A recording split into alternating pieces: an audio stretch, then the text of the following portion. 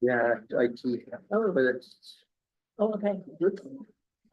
About, we'll be live in about 30 seconds. Okay. No,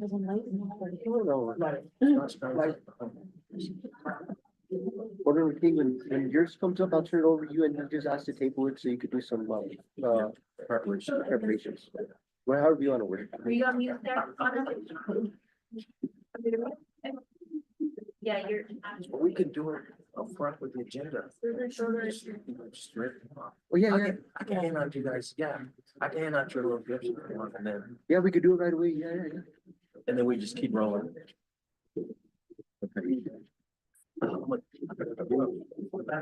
I'll go ahead and make a motion Yeah, to table it. until next month.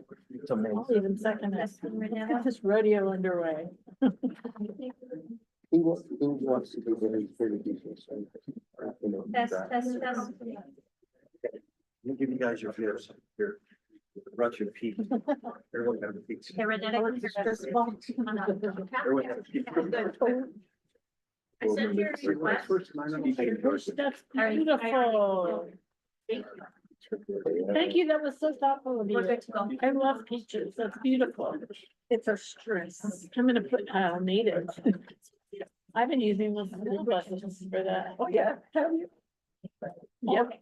And I gave to my granddaughter. It didn't go bad, it didn't go bad in the, We're ready. That peach is. Thank you for thinking of it. Good evening, everyone. Thank you for joining us tonight for our school board meeting. It's nice to see people in the audience. So we are gathered here today for a regular school board meeting. Today is Wednesday, April 16th. For the record, it's 6:13 p.m. I would like to go in and call this meeting to order. Madam Clerk, can we please get a roll call? President Flores, Here. Vice President Sprague, Yes, I'm here. Secretary Trujillo, Yes. Board Member King. here. Here.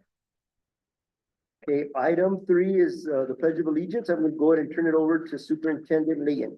President Flores, tonight, we have Macy Moscantolo. Macy's a senior from Taos Cyber Magnet School. She's interested in pursuing a degree in nursing at UNM Taos. She spends her free time playing pickleball and swimming. She was a member of the Taos Tiger Shark swim team for 3 years. She enjoys being outdoors at all times of the year, especially skiing in the winter. Macy also plays the ukulele and sings in her spare time. Her favorite thing about Taos Cyber Magnet School is the teachers. They treat us with respect and are good at teaching us in ways that we need to learn and show compassion and empathy. So tonight, leading our pledge is Macy Moscato. Well, thank you for joining us, Macy. If we could all stand and Macy will lead us in the pledge. I pledge allegiance to the flag of the United States of America and to the republic for which it stands, one nation, under God, indivisible, with liberty and justice for all. And I believe AC will also be leading us in the land acknowledgement statement. Thank you. It's respectful to recognize the unique and enduring relationship that exists between Indigenous people and their traditional territories. We acknowledge that we are on a historic homeland of the Red Willow people within the original territory of Taos Pueblo. This acknowledgement will oblige as a reminder of our ongoing efforts to respectfully recognize, honor, reconcile, and partner with the Red Willow people, whose land and water we benefit from in this great valley today. Thank you. Thank you. Thank you, Macy, for joining us. I do have a question for you. It says here that you're a member of the Taos Tiger Shark swim team. Not anymore. You're not anymore? For senior year, I Oh. just want to focus on Well, school. good for you. Well, acknowledging your extracurricular activity and everything that you do, you play the ukulele and sing in your spare time. So I want to encourage you to keep on shooting for the stars and following your dreams and your goals. And thank you for being here tonight with us. Thank you. Appreciate it.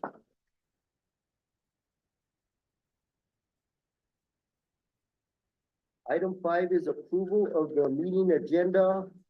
We do have one proposed amendment to the agenda. Does the board have any proposed or recommended changes to the amendment and to the agenda? President Flores, I want to or you want me to tell you about the consent? Yeah, agenda? go. Yeah, I would like to move the meeting, the minutes from the meeting of January 22nd, 2025 out of the consent agenda, please, For discussion. for discussion. Yeah, thank you. Brief discussion.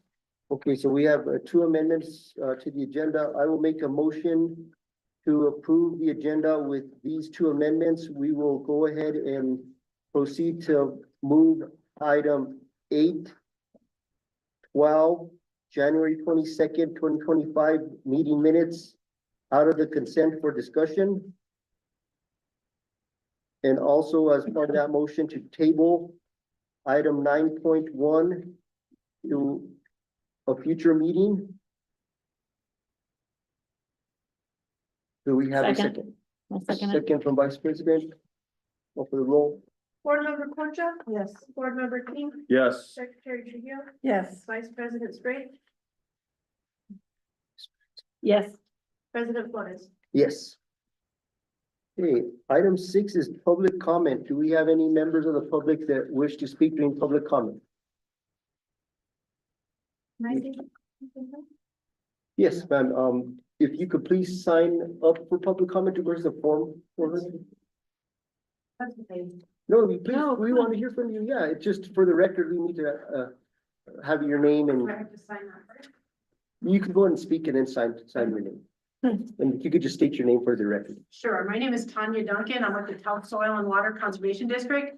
We've been sponsoring Envirothon science teams from Taos High School for 18 years now. We're really proud of the kids out of Taos High School, and you're recognizing some of them today. I just want to thank you for that and thanking the school and Ms. Chavez for keeping that tradition going. Thank you. Ms. Thank Duncan. you. Thank you. That's nice. Any other members of the public wishing to speak? Do you know if we have anybody online? Online. If you're online and wish to speak during public comment, please raise your hand. Seeing none or no more, we will go ahead and move on to item 7 of the agenda, student recognition. I will go ahead and turn it over to Superintendent Leyen to lead us in the student recognitions.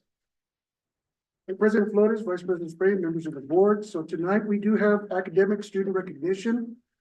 We will begin for recognition, student recognition with Taos Middle School, and then move forward with Taos High School. First, we do have Taos Middle School State Science Fair qualifiers, and we have a sponsor that should be coming up to the podium.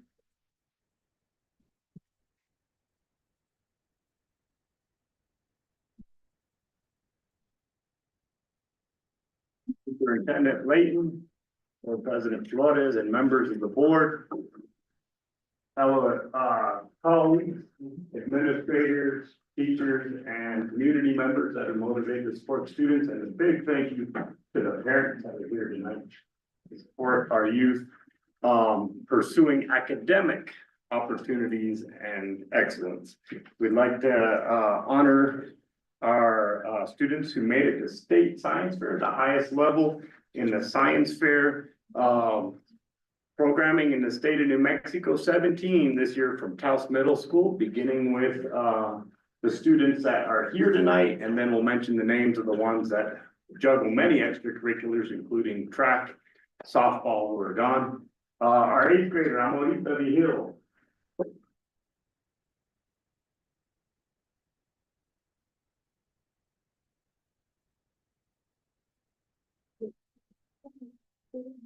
Mr. Gilroy, is there any way if you're aware that you can mention what their project was? Sure. Amorita, would you mind sharing on behalf of your partnership with Miss Rael, what your topic was this year? Water from the river County. So a good natural resource project, good idea. We will mention their projects. And entering the 7th grade, Amelie Blaustein.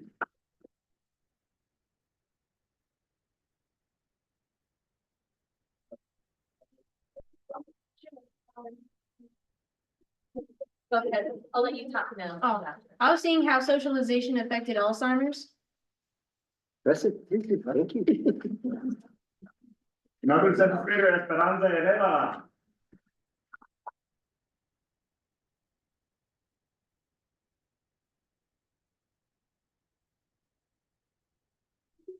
About faster running gels using gel electrophoresis. Oh. Thank you. Nice. And in our sixth grade category, Nina Gilroy.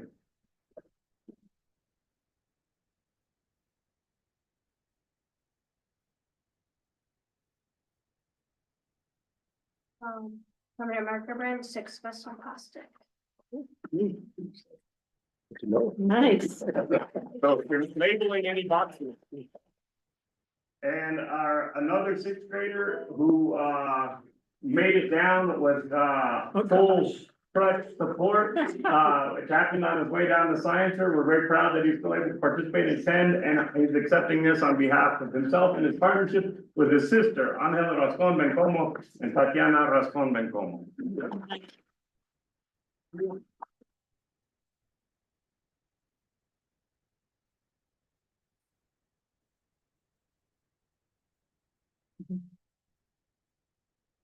He learns quickly. He's good on the correct. What was your project, young man? My and my sister's project was on battle bots. Nice. Yeah. Thank Can you. you tell them, were they robots that you purchased? Or did you build them We built them. from scratch? Nice. Good job.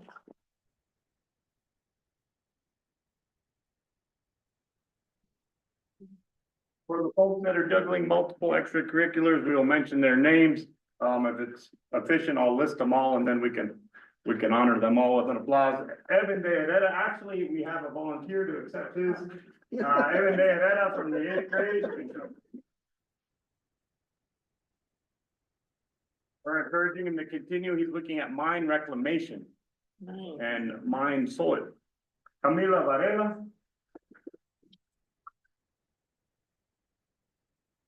Jerome Lucero. Both 8th graders, and I think they are feeling that 8th grade workload because both their projects incorporated caffeine. Rose Modest, who's running track right now. Rose Modest looked at the effectiveness of training in our Lifesavers program that I'm sure you're all familiar with. She looked at the effectiveness in infant CPR. So she reinforced the quality of the training at Tufts Middle School. Risa Jamie Sanders Abeta. Jaden Alvarez. Ian Mendoza. Ian Medina. Scarlett Smith. Emma Lavadi. And Melanie Waters. Thank you for honoring them, and we will make sure they all get the certificate. Well, we want to thank you too, Mr. Gilroy, for all the work you do for our students, the community at large, and for your passion for education. Thank you so much.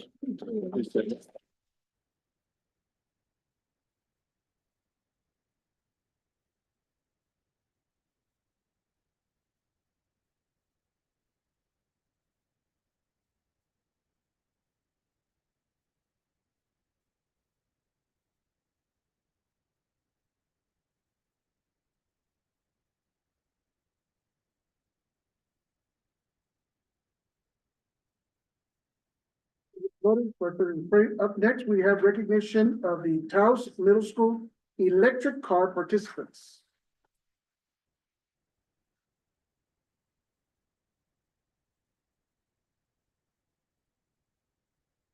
I'm John Walsh, I'm a middle school math teacher. And this year, we entered the New Mexico Electric Car Competition.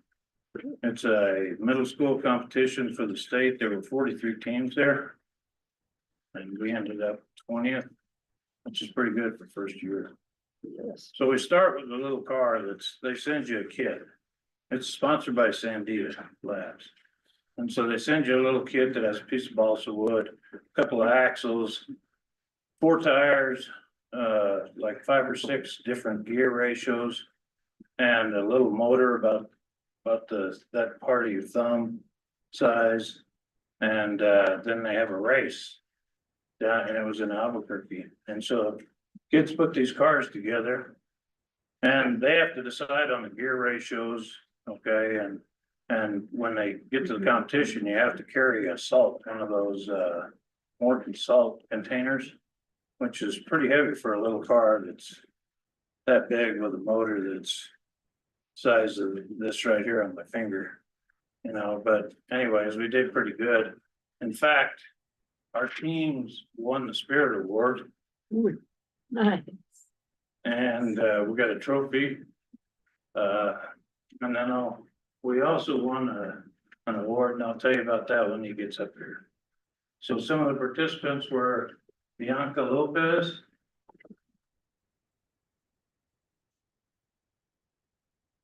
For kids, I introduced it to STEAM Club, and these are kids who volunteered to do this, okay?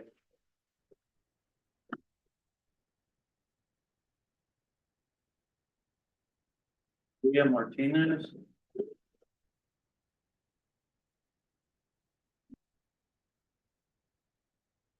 Gilroy.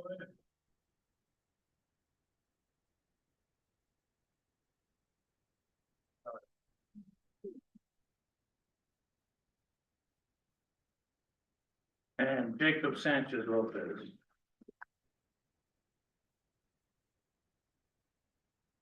Part of the competition is they have a research project that the person can decide on. And Jacob was our research guy. He won 3rd place out of 42.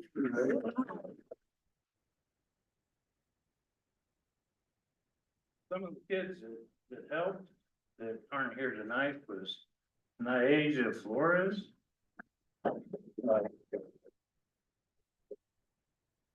Risa Sanders. Eva Trujillo. Jose Benito Vijel. Go back next year. Mr. Wong, thank you, sir. Thank you.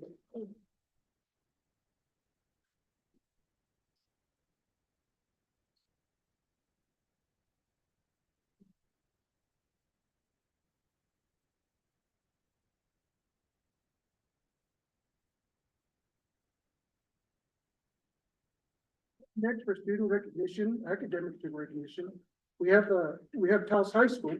And first up, we have Taos High School Educators Rising Team placing 2nd national qualifiers.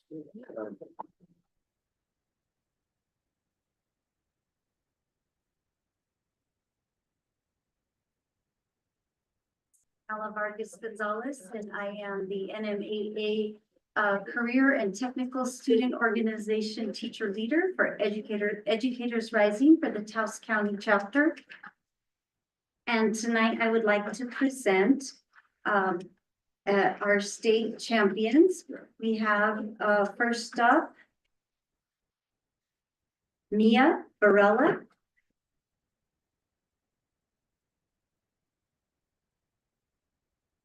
Mia Barella placed first in the Creative Lecture TED Talk competition, and I'll let her give you. For the Creative Lecture TED Talk, I gave a speech that was around 7 to 10 minutes on the ways in which AI can be harmful as well as beneficial in a classroom.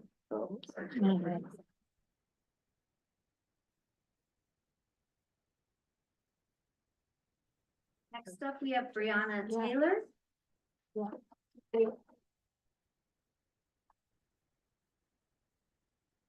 Brianna Taylor placed 3rd place in the Educators Rising Moment, which is a public speaking competition, and I'll let her explain that. And she is also our 2-time national qualifier.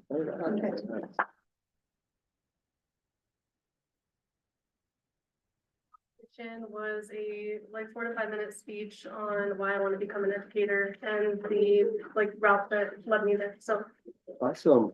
That's great.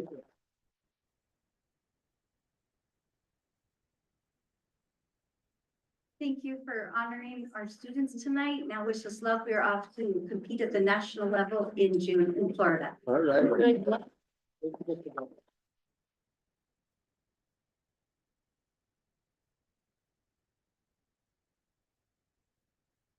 Up next for student recognition from Taos High School, we have the speech and debate team placing first, second, and third place and a certificate for best new program.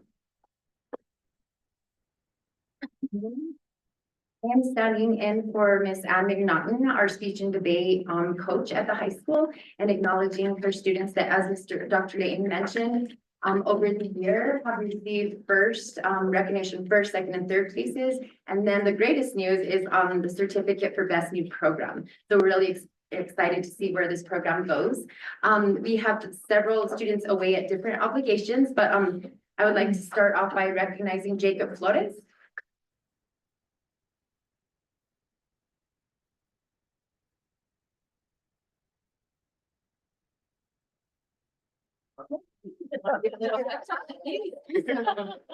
So our organization specializes in many different events, but I do impromptu speech. So they basically give me 3 quotes to pick from. I pick one and I have to basically make a speech on the fly. I also do public forum debates. So we basically take a bunch of geopolitical issues and we try to streamline them. All right. Awesome. Perfect. Stay here with me while I say everyone else. I'll take a picture first. And then and I'll acknowledge the rest. Camila King, Lucy Schreiber, Lily Hart, Mara Campbell, Najia Kostic, Otto Manley, Axton Henry, Seamus Campbell, Silas Khan, Samuel Villarreal y Montoya, Ava Collignon, Annalie Schreiber, Bernice O'Reilly, Aaliyah Hurtado, Jada Blair, Judah Daffron, and Joaquin Rose.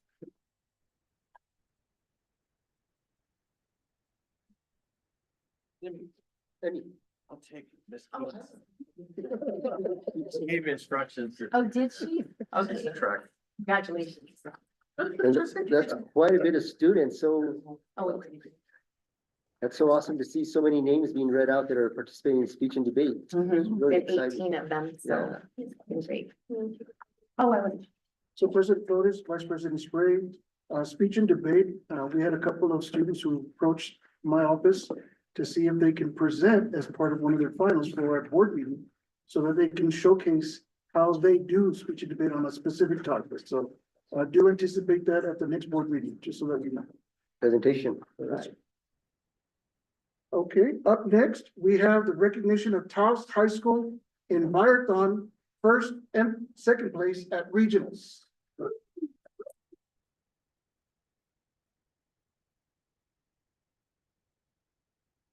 Good evening. My name is Miranda Chavez. I am the science teacher at the high school and I coach our Envirothon team. I am pleased to also report that since the team was put in for this recognition, we also went to state this past weekend and placed 4th and 5th at state.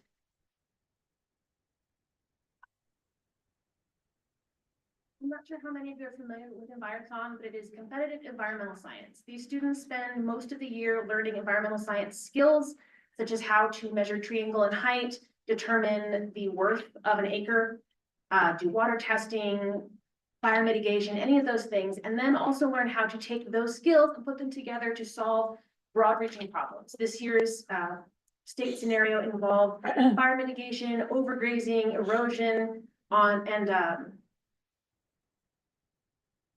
forgetting what? Oh, blue-headed suckers. Blue-headed suckerfish. I don't get to do the scenarios. I didn't even get to read it till they presented. I'm gonna be presenting them as their teams. We do have a few students who are unable to make it this evening. And I'll just hand theirs off to the next kid behind them. But to start with, I have the captain of 50 Shades of Green, Rowan Heflin.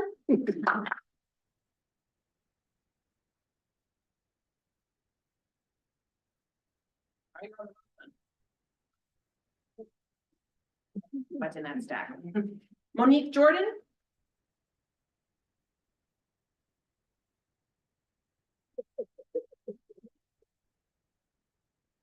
Maddox Padwork is not with us this evening. Priscilla Romero.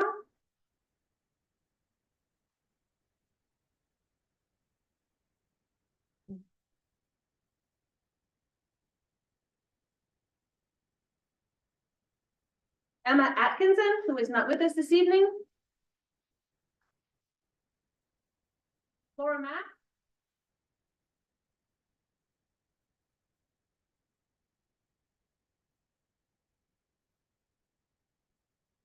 And Maddie Rollison Elliott.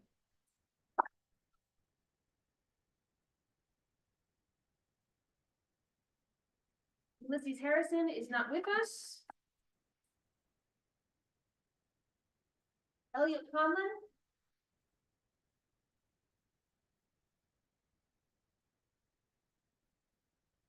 Liana Lavadi. Our alternate, Aaron Coca.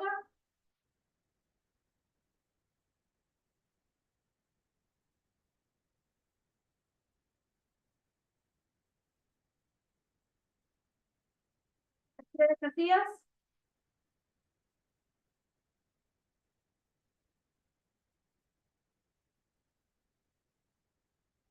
Our second team captain, Rowan Heflin.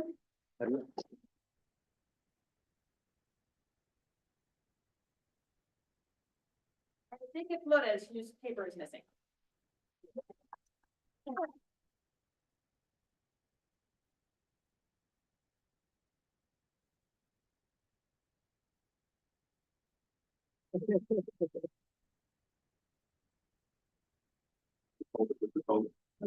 Got represented. Impromptu, right? Impromptu. Yes, impromptu. Most of these students are seniors, but I do know that at least 2 of our junior competitors have plans to captain next season. That's great. Thank you for. Thank you. Thank you, Pauline.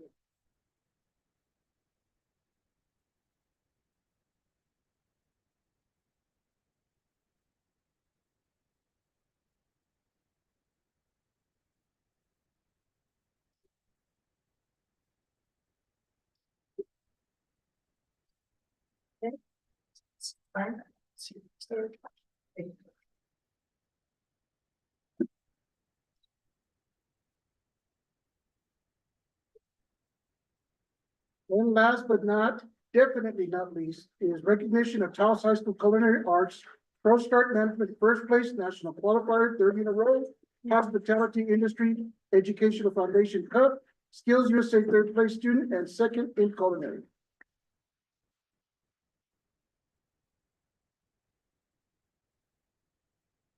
Hello, everybody. We're back again. So we competed at the State Pro Star competition, March 10th of this year. And we placed first in both culinary and management, as well as winning the Hospitality Cup. Bringing it back to Taos after a year of being gone. We went down south to Carlsbad, but we were able to snag it back. So this is our 9th time holding the Hospitality Cup, so we're keeping a healthy lead over everybody in the state. So we're hoping to maintain that for a long while. We're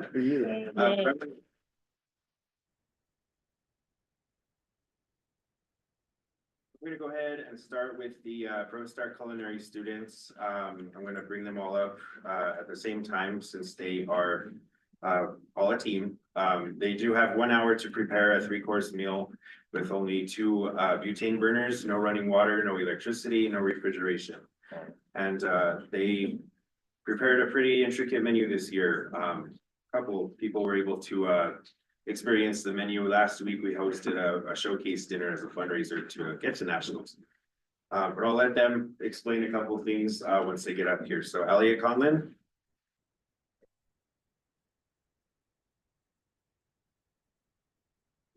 Our team captain this year, as well as a 2-time state champ back-to-back.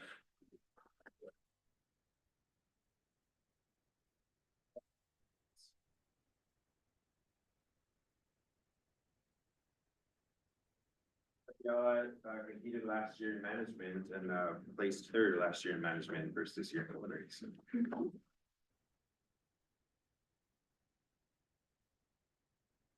Yeah, she's a graduating senior, also back to back.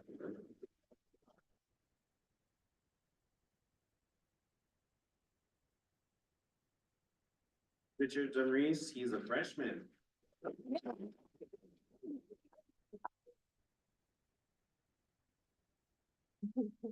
Brand new, so we hope to keep them all 4 years. And Aaron Poga, who's our team manager.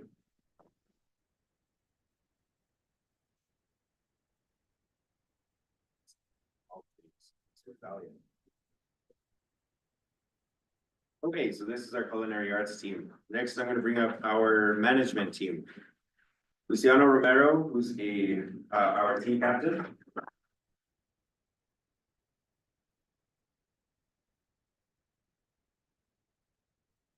Layla Tucker, who's not with us this evening. And Aiden Gomez Lupon, a graduating senior.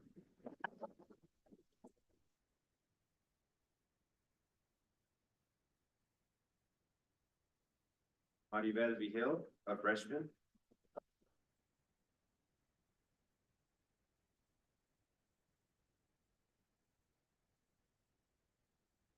Joaquin Ruiz, who is also not with us this evening.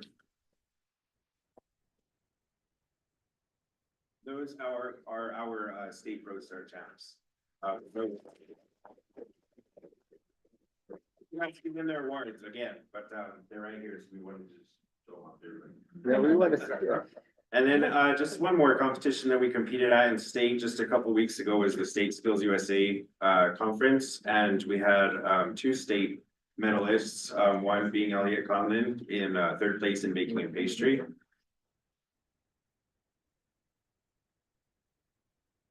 As well as Sarai Romero, who's not with us this evening, but she placed second in the state in culinary arts.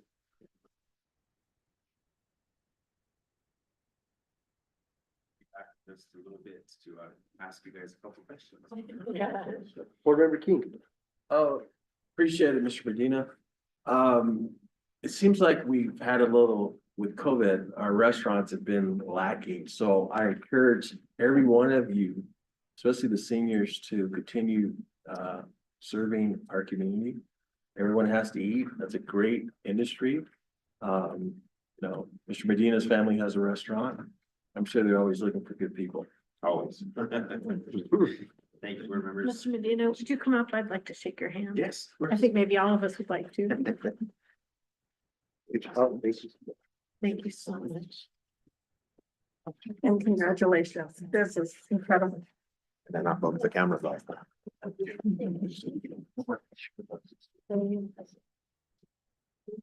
Congratulations. Thank you, Secretary.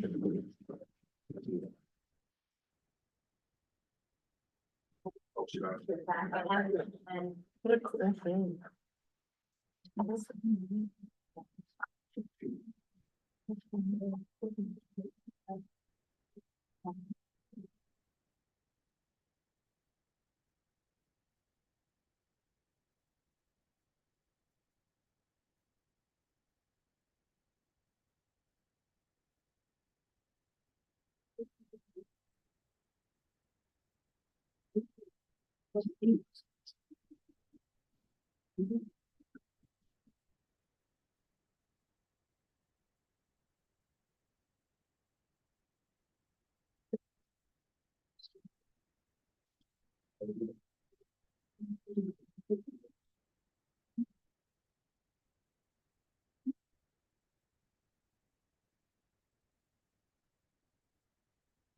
Well, that was very exciting. It's really awesome to see all of our students achieving in so many ways, academically, athletically, culinary, science programs. Great job to all the teachers and the parents that support them. Moving right along to item 8 of the consent agenda. We did pull one item out of the consent agenda. There is a total of 12 items to be approved. We did ask for amendments prior to the meeting. So with no further amendments requested, I would like to entertain a motion to approve the consent agenda as presented. Second. Entertain a motion. Oh, I'm sorry. I thought you knew that. Sorry. I make a motion to approve items 8.1 through 8.11 on the consent agenda for approval. I'll second that motion. Open the roll.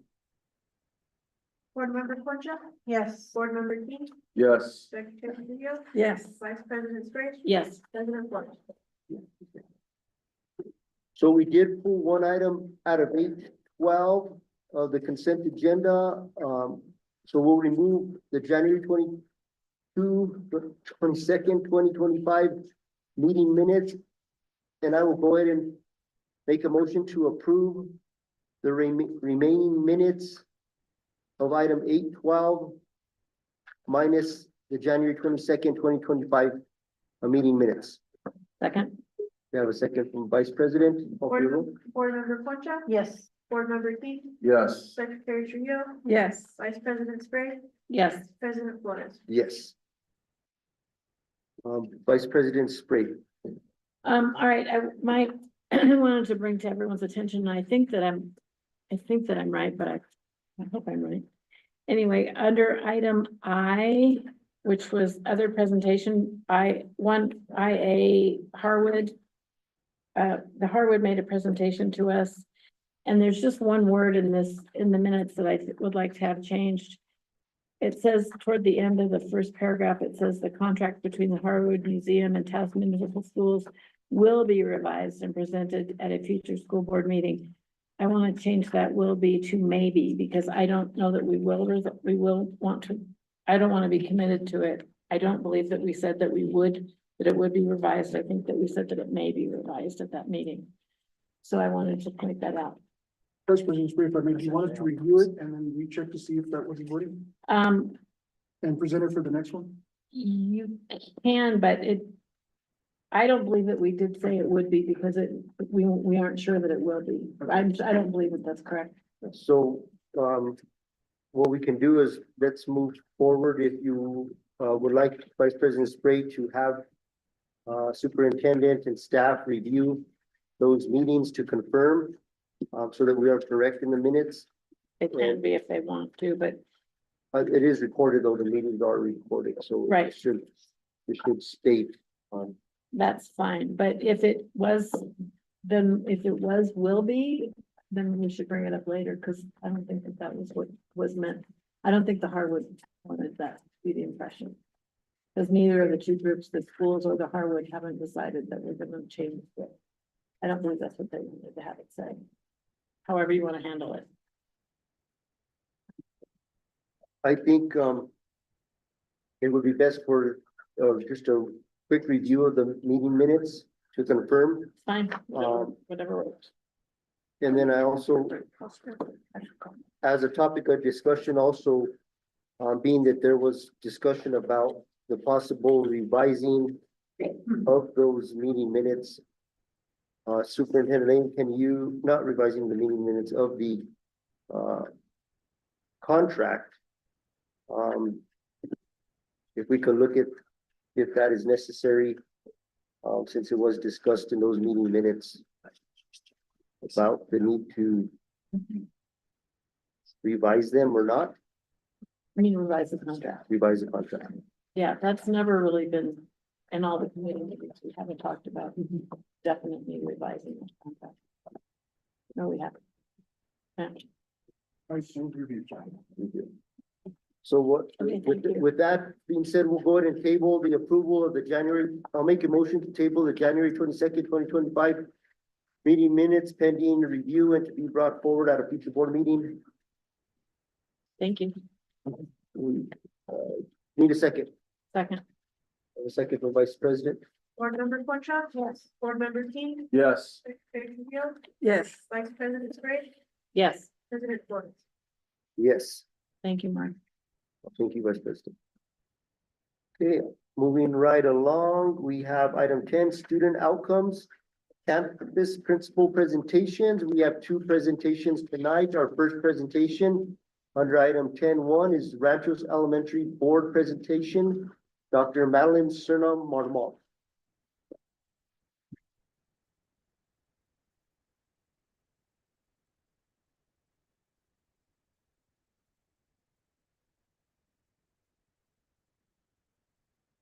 Good evening, Board President Flores, Vice President Spray, members of the board, and Superintendent Layton.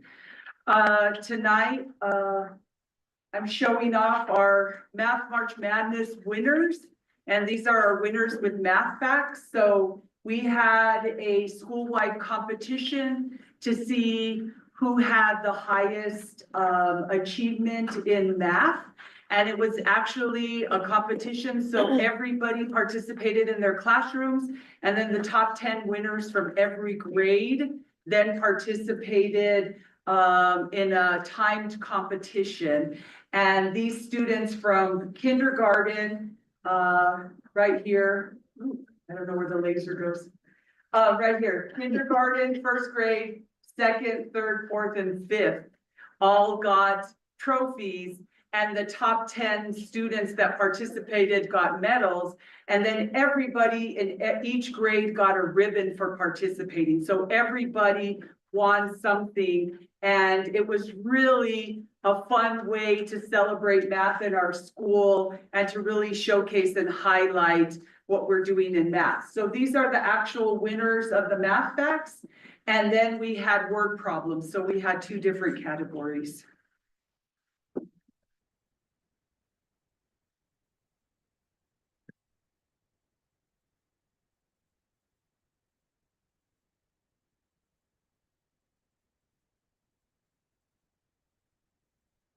I'll go on. The next slide shows student achievement in reading and math. And we used our iReady scores to show some, to show what each one of our schools is, or each one of our grades is achieving. So as you can see, the first category is reading. And in reading, we start with kindergarten in the blue, let's see, right here, 59%. So 59% of our kindergarteners are proficient in reading, 14% of our first graders, 23% of our second graders, 44% of our third graders, 9% of our fourth graders, and 23% of our fifth graders. But the majority of our students in reading and in math are months or a year behind. And many of those students, as you can see, our fourth graders have the lowest percentage, and those are really our COVID students. So they're the ones that really were hindered the most by COVID. So we're trying to build up those students that are months to a year behind, which is the majority of our school.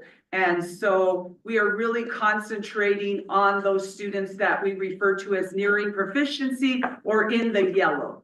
So green means they're proficient, yellow means they're nearing proficiency, red means that they might be 2 years or so behind. And then in math, right under, 33% of our kinder is proficient, 15% of our first grade, 11% of our second grade, 13% of our third grade, 4% of our fourth grade, and then 24% of our fifth grade. So again, that fourth grade class is our lowest. And so also our largest class, because we have 24 students in each of those classes. So we are aware of the challenges and are really working with our fourth graders to really move up that proficiency, that green score in math. And the Math March Madness was one of the ways that incentive programs that we're trying to create to really get our students involved in math and really excited about math.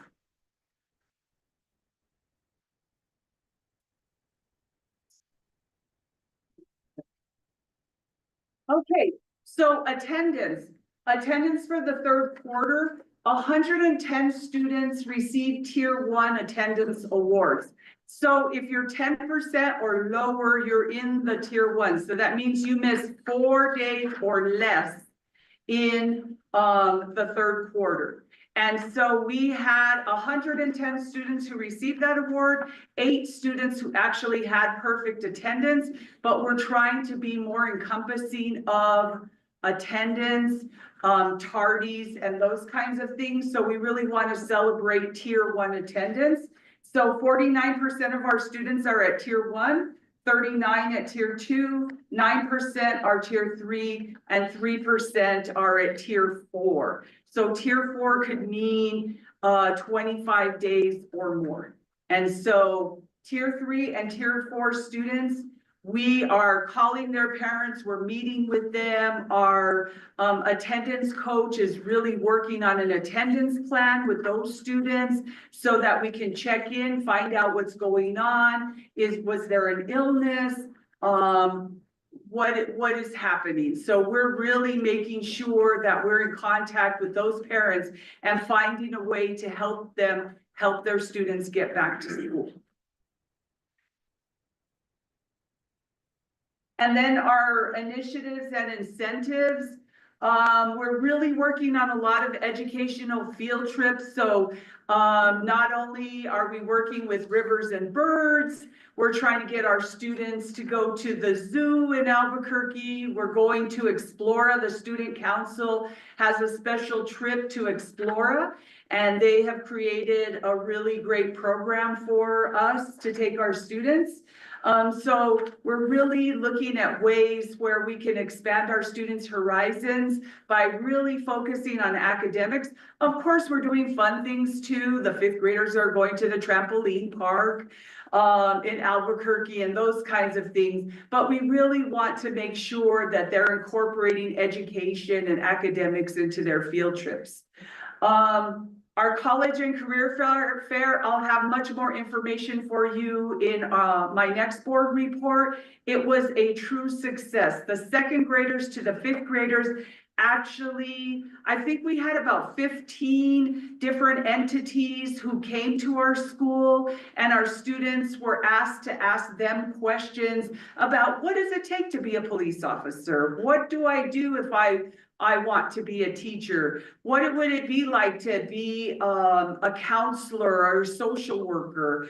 So they had a great time walking around and talking to everybody. Town of Taos was there. So it was just a wonderful UNM. Luna Community College was there. So they got to talk to not only the people from UNM Taos, but the nursing program at UNM Taos. So they learned all about that. It was a wonderful experience. And then our K through 1st graders got to experience the fire truck. And this was the best presentation ever because they even used the hoses. And all of our students got to go out and, you know, they got to ring the bell and really talk to the firemen.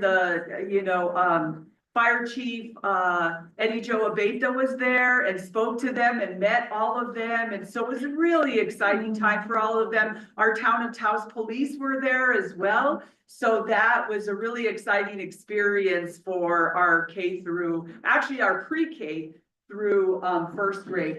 And then we had gardening. We've been having gardening with Farmer Nikki. She's been coming in. Our greenhouses are up and our students are now able to start planting. Of course, I talked about our attendance coach.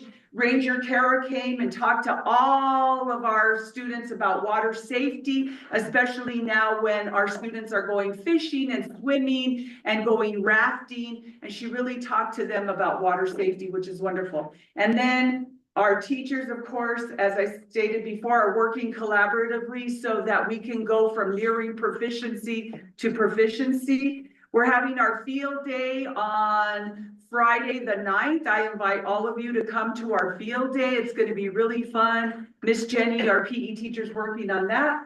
We're having our SEL parent engagement night. So that's Title I, AVID, and community schools. And that is on May 6th. And our RES Girl Scout troop is really working. I'm going to go in there and help them with their government badges. So learning about government and understanding the voting process and those kinds of things. So I'll put my master's in political science to good use. And then we have our visiting artists. And our showcase is coming up pretty soon, and I'll have more information on that for you. And then, I think that's it. This is our Girl Scout troop. And we're really excited to really highlight them, and they've just been a joy to have. I was a Girl Scout many years ago, a Brownie and a Girl Scout, so I'm really excited to have them working at our school. I stand for questions. Thank you, Dr. Sonoma. Does the board have any questions or comments for our presentation from Ranchers Elementary? No, thank you, though. Thank you so much. Wonderful, thank you all.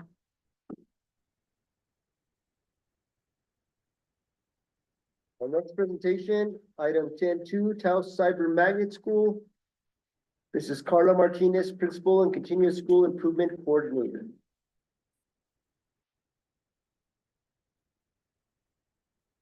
Good evening, President Flores, members of the board, weigh in. Thank you for giving us the opportunity to share with you the work that we've been doing at Taos Cyber Magnet.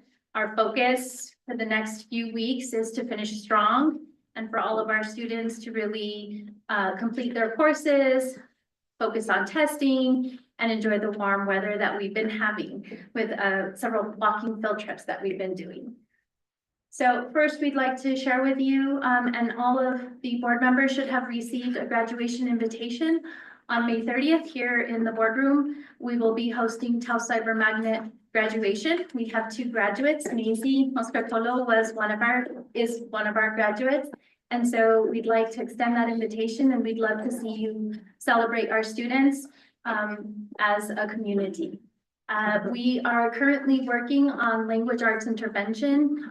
We have 2 days out of the week, language arts interventionist who's doing whole group work with our students, as well as individualized support as they're working through their courses, whether that's their language arts course or their social studies courses that require more of the writing components.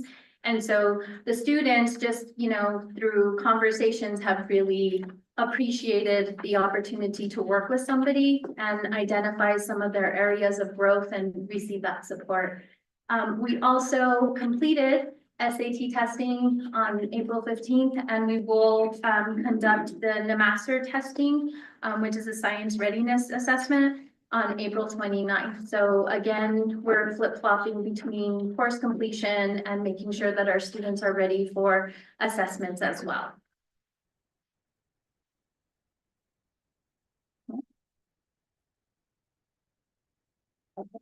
So for student progress, we weekly track how our students are performing within their coursework online and within our live classes. And currently, we have 93% of our students who are passing their math classes. Language arts is 92%, science 80%, and social studies 92%. So we really focus on those weekly check-ins with the students. Parents are made aware of the progress for the students. We do progress reports that they have to bring back signed. And so that has been really helpful in making everybody aware of where our students are and the progress that they need to continue to maintain to successfully complete.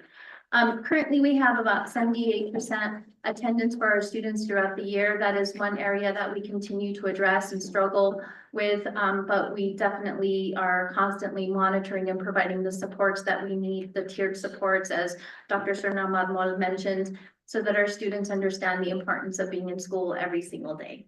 And for our next school year, we have 100% enrollment. We have already identified our students who will be coming back to Taos Cyber Magnet, and we also have, we're in the process of enrolling students who will be starting their 9th grade year at Taos Cyber Magnet for next year.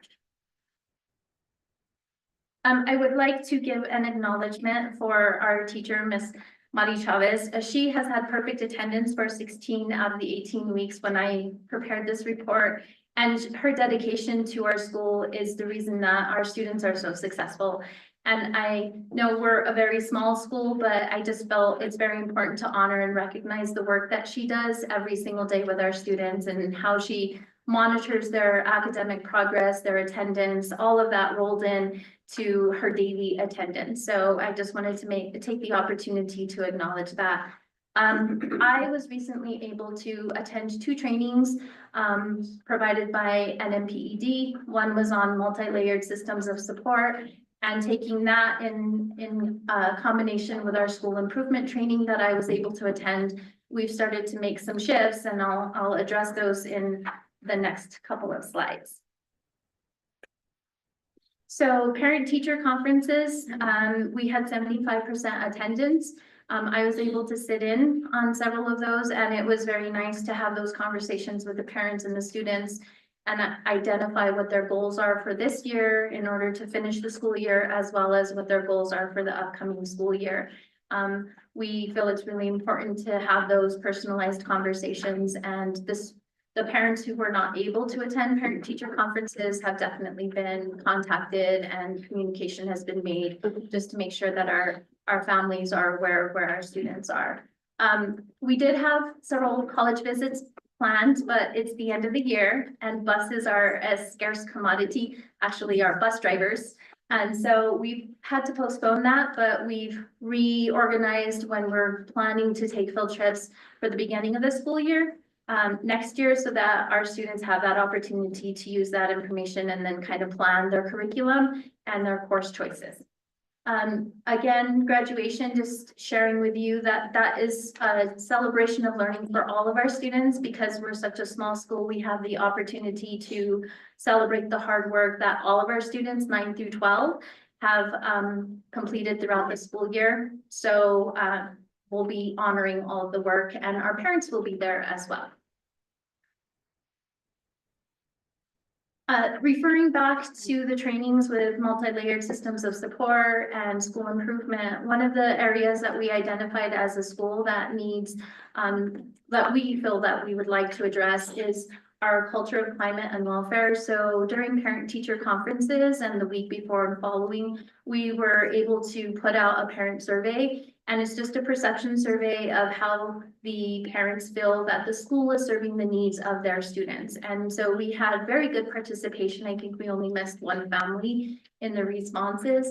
But as you can see from the questions, it's really identifying whether or not the parents feel that their students are supported, if the teachers are pushing them to do more when they're struggling, if the students feel like giving up. Are there adults there to help support the students? And then also opportunities to participate in community activities. So overall, you can see our numbers are pretty much level 5 and level 4, which means that the parents at least feel that we're doing a good job. Our next step is really to take a look at how our students feel with similar questions, and then use this data to dig deeper into how we can better support our students and our families through Taos Cyber Magnet and our programming. Again, referencing our training that I've attended, and then also working very closely with Ms. Chavez. We're taking a look at 4 key areas when we're identifying systems and operations, the policies and procedures for Taos Cyber Magnet, because we know that those are the foundational pieces that allow the school to function seamlessly, and our students and our families feel like we're meeting their needs.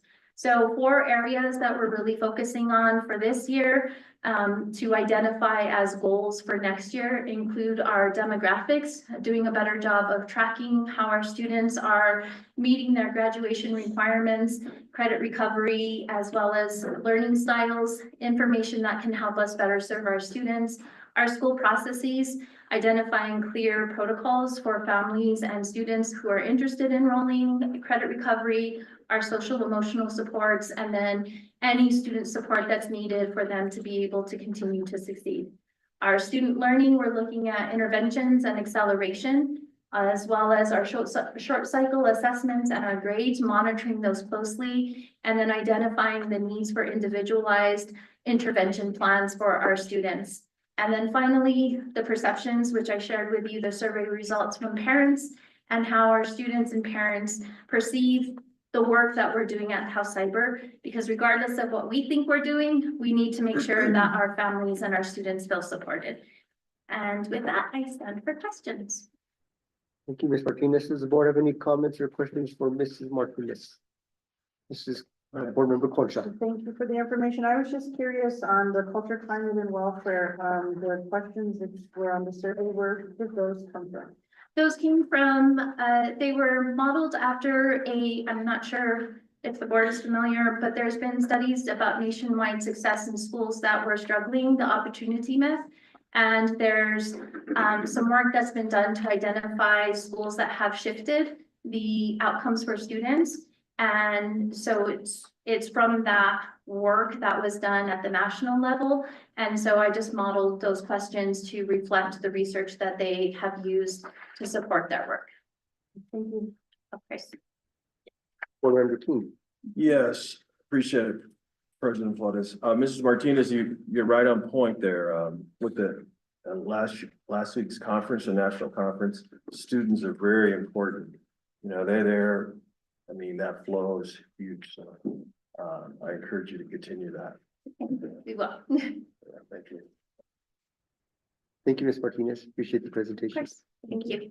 Thank you.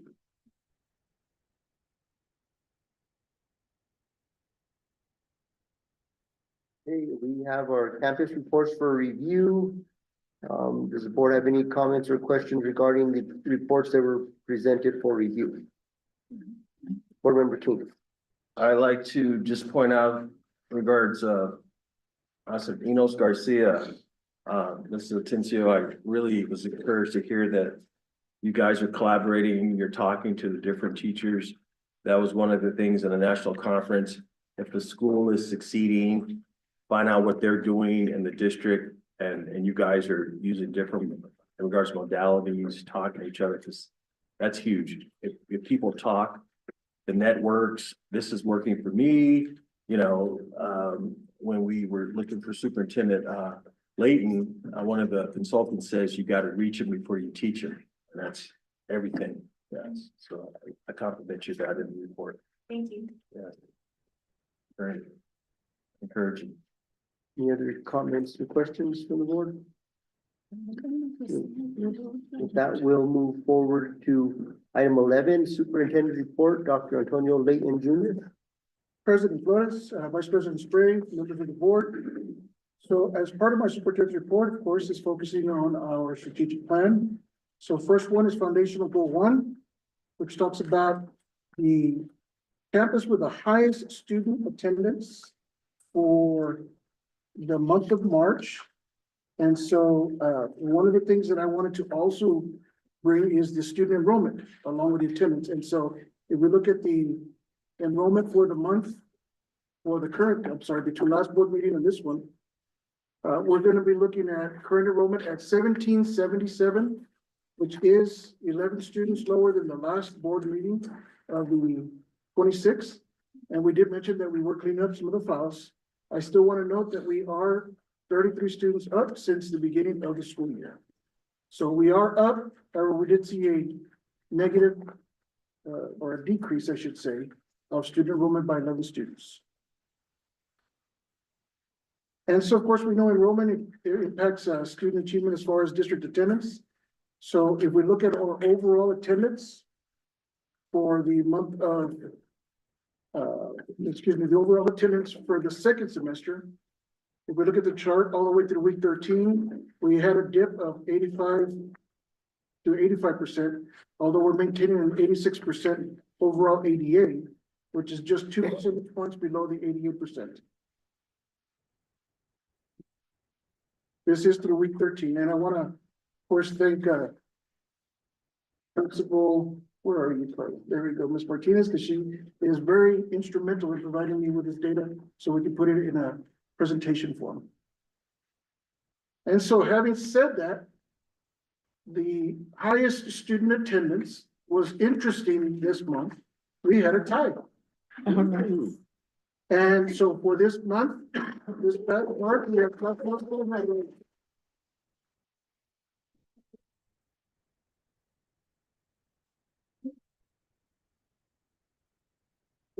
part of achieving the highest student attendance for the month of March. Nice. Both students, both campuses, both sites will receive ice cream for the kiddos.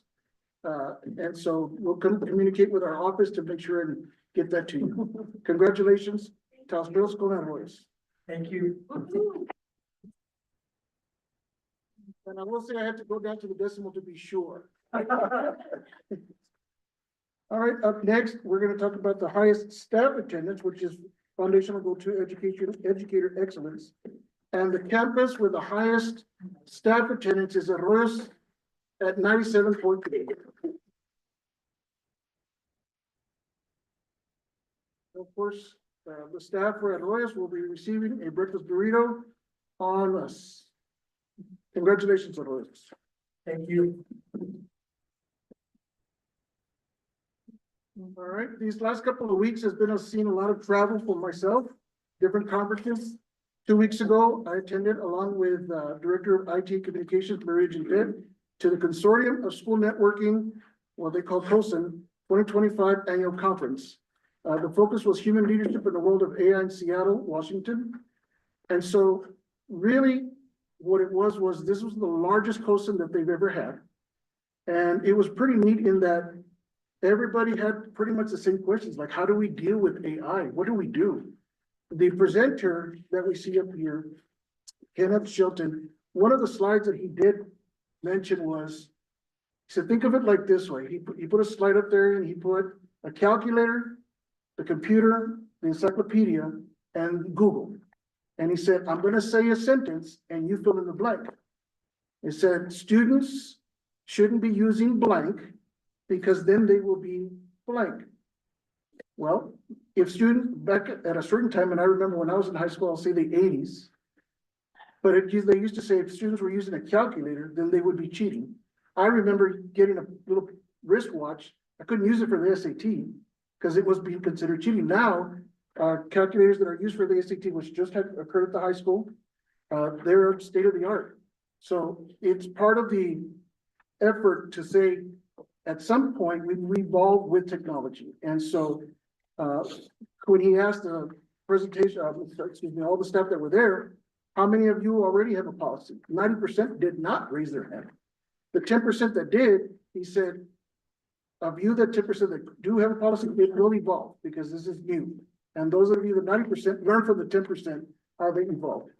They talked about responsible use versus acceptable use, meaning let's teach our students how to use it responsibly as opposed to saying no, or this is the only way you can use it. They did talk about utilizing AI as a tool for instruction as opposed to just using it to copy and paste. But we need to train and provide that professional development. And the biggest one of all the sessions was consistent was get community feedback on how they see AI being utilized in the classroom. So I wanted to share this report with you because it was very informative. Because AI it's not going away. Just like when Google was here, just like when the computer was here, just like when AOL, I don't know if anybody remembers AOL, but it's here. So now we're working with our staff to try to see how we can develop an acceptable use policy, which we will bring up to the board. And so I just wanted to share that report with you of Seattle. Besides, of course, the lobster rolls. I will say I did have one over there in Seattle, but the conference itself was very good. So I just wanted to share that report with you. Any questions on this one in particular? Okay. Excuse me. Yes, ma'am. Secretary Field. I'd like a comment from Maria, that's with you. President Flores, Vice President Spray, members of the board, colleagues and community members. What I learned from the conference and the part that scares me is how are we protecting our student data? So even if we are using Gemini, all these different AI platforms, how are we staying compliant with FERPA? How is it protecting our students' data? The East Coast is using chat for schools. It hasn't been brought to the West Coast, but I'm exploring it and seeing, you know, if our students can start using that. That's my worries. Also, the way the teachers teach is it's gonna have to transform. It's a complete transformation of how to integrate AI in the classrooms. You ask any student, you wanna know how many types of different forms of AI they're using? At least 5 to 6. I asked my son, how many different forms of AI are you using? He's like, starts looking, he's like, at least 6, Mom. So it's here. We're gonna have to roll it out in the fall, whether we like it or not. Thank you, Mr. Terry. Question, Susan. Well, can I? I'm Yeah, gonna- Secretary, please. And only because of the conference that we went also last week. And again, AI was brought up. And again, it's both the positive and the negative components of AI. And that again leads to exactly what Miss Maria is looking at and her perception of it all. So I think we're treading on some ground that is just really, there's gonna be a lot of food for thought and how we develop policy and how we protect our children, because the information that is input into this AI will just change it to the persona that is coming back, the information that is coming back and that is being generated. It's just really scary in a sense. So again, those are my sentiments. And again, you have a comment? Yes, and part of what they did talk about at COSID is what every school is doing for the student use policy. It's the student use policy, everything that the parents agree to, and AI, and they leave it simple, because once you start getting technical, it's just, it can evolve huge. So we want to make sure that we keep it simple, the first go around, and then as it evolves, we can go ahead and look from there. Again, just being very cautious and with our students in mind, the protection of their minds that are, to me, it's what part of it are they going to be learning for themselves, developing for themselves, and versus getting the data, getting somebody else to some other mechanism to think for them. That is my concern. President Flores, Vice President, members of the board, and that's one of the reasons why professional development will be crucial in the upcoming months as we teach our teachers and teach our staff. How are we going to incorporate this? And of course, then it filters to how are we teaching our students how to properly use AI. One more comment, and that is because AI has a lot of algorithms. So it just kind of, it takes you, and some point, it might take you where you don't want to go. Or we don't want to go. Thank you, Secretary Drew. Thank you, Mr. Tech. Up next, just an update on our Taos Municipal School Summer Meal Program. Just want to be able to share this out so that we can talk about any particular potential misconceptions going back to last year. We are feeding our kids this summer. We are working through multiple programs to ensure that the kids are going to be fed through the programs. We're looking at the data to make sure that which school sites have a higher volume so that we can ensure that no students get left behind. We're also working through departments to see if we can entice our summer workers to come in through the summer, because many of those workers do have a shorter calendar. So it's kind of, they have their summer for a reason. And so it's also trying to entice them to come over to work in the summer to feed our kids. So we have our Director of Safety and Security and Operations, Marcos Herrera, working with our Associate Superintendent, Renata Mondragon, to ensure that we are able to give a little bit of a higher incentive for the summer workers, and also ensure that all our kids are being fed during the summer. So I just wanted to go right ahead and do that presentation. So that way we could make sure to kind of front load the communication to our community. I will want to commend Director of Safety and Security, Marcos Herrera, and Associate Superintendent Renata Mondragon. They went to the most recent town, I believe it was a town council meeting, and through public comments, they were able to also communicate that information to the town, so that way there's multiple formats that our families are hearing and our students are hearing from us. So once the information gets finalized, we will go right ahead and present this to the community so that they all know. Vice President Sprague, comment. Thank you, President Flores. Dr. Layton, so are you not gonna have any trouble getting the food dispensed and so on, or you haven't, last year there was issues with who could do it and where they could do it, and how many people could do it? Sure, no, there shouldn't be any that we could foresee, of course. The biggest issue last year was getting employees to come in through the summer. That's why we're working through multi-department agencies to make sure and entice employees to come in and serve and cook. Because USDA does have certain regulations that in order for us to Yeah. receive reimbursements, Right. the employees who the district has to be certified, and so we're trying to make sure they're entitled, but yes. What are We're talking department agencies? through the operations as well as through our instructional programs, to make sure that we have multiple funding sources to be able to make our summer meals, or I should say the summer employment, a little bit more enticing to come in and say, I want to give up my summer for the kids. And from when do we do that? Go through the whole summer, or does it have an end date, start date, and end date? That's what exactly we're finalizing right now, the start date for sure and the end date, so we can communicate that to the public. Okay, great. Would you also bring it back to us so that, just so that we know? Yes, Thank once you. we finalize it, we'll be presenting that. It'll be on my next superintendent report to you. Okay, thank you. Thank you, President. Flores. All right, and last, I just wanted to provide the board just a general bond obligation timeline update from Stifel. They did provide a letter to the district. In a nutshell, it talks about to perform facilities assessment and needs, to go over preliminary project plans and cost estimates, to form a planning committee to review the priority projects and needs, to make recommendation to the board.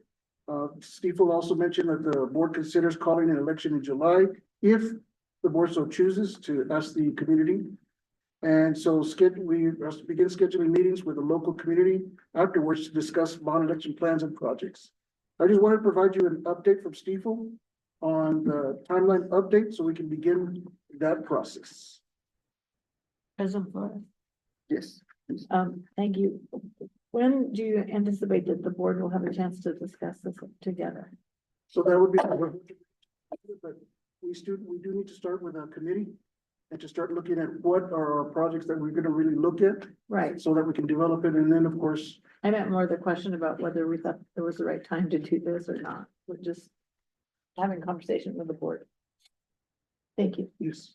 Superintendent, if I may, so we had a presentation from Stifel, Right. and we will be losing if we don't bring to the public the option to keep our bond going.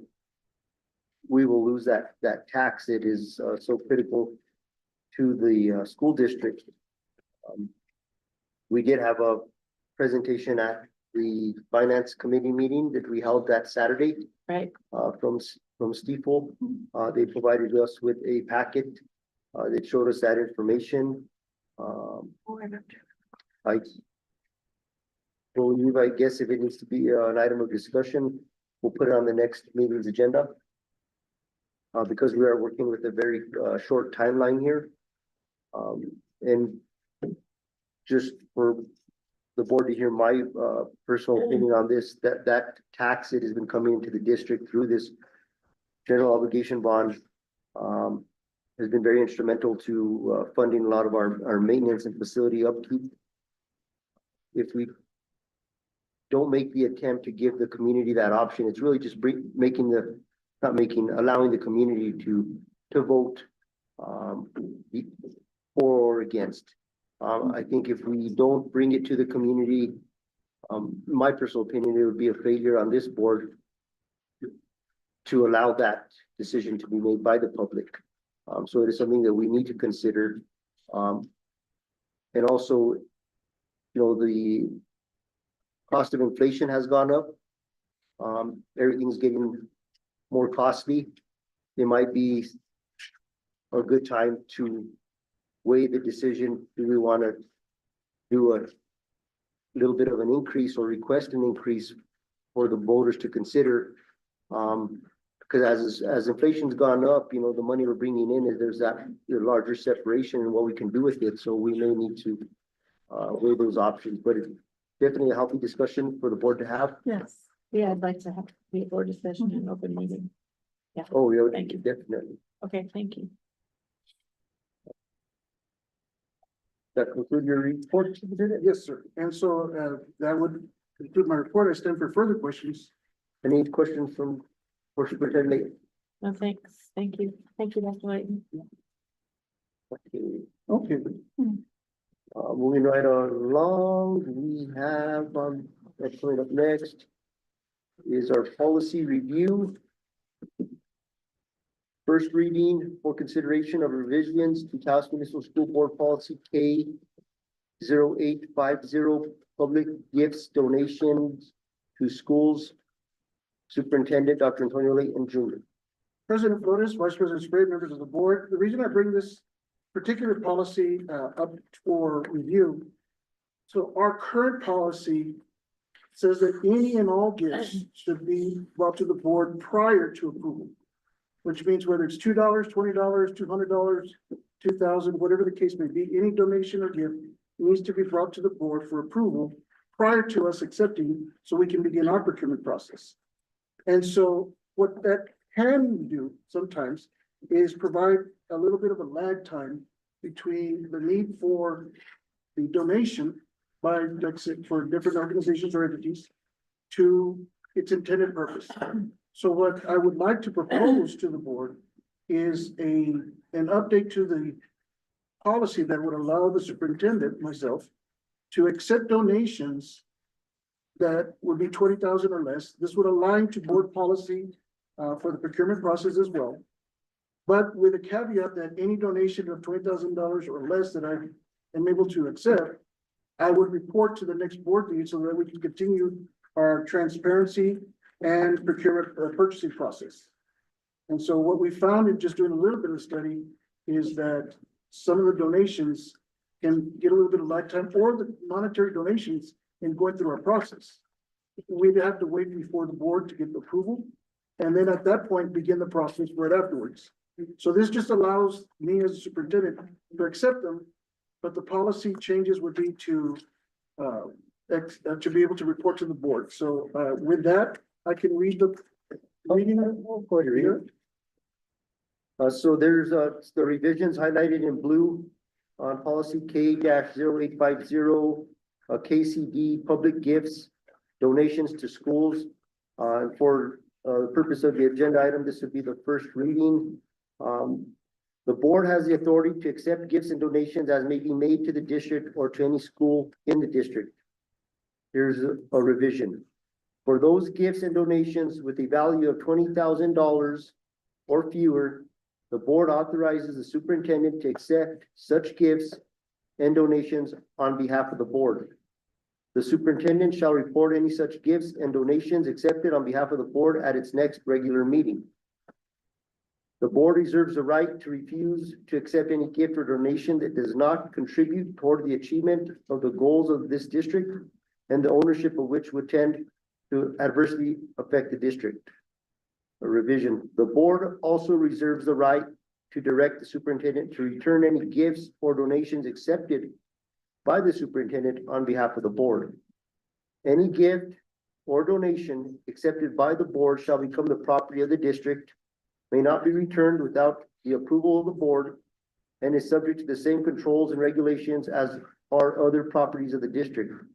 The board shall be responsible for the maintenance of any gift it accepts, unless otherwise stipulated. The board will make every effort to honor the intent of the donor in its use of the gift or donation, but reserves the right to utilize any gift it accepts in the best interest of the educational program of the district.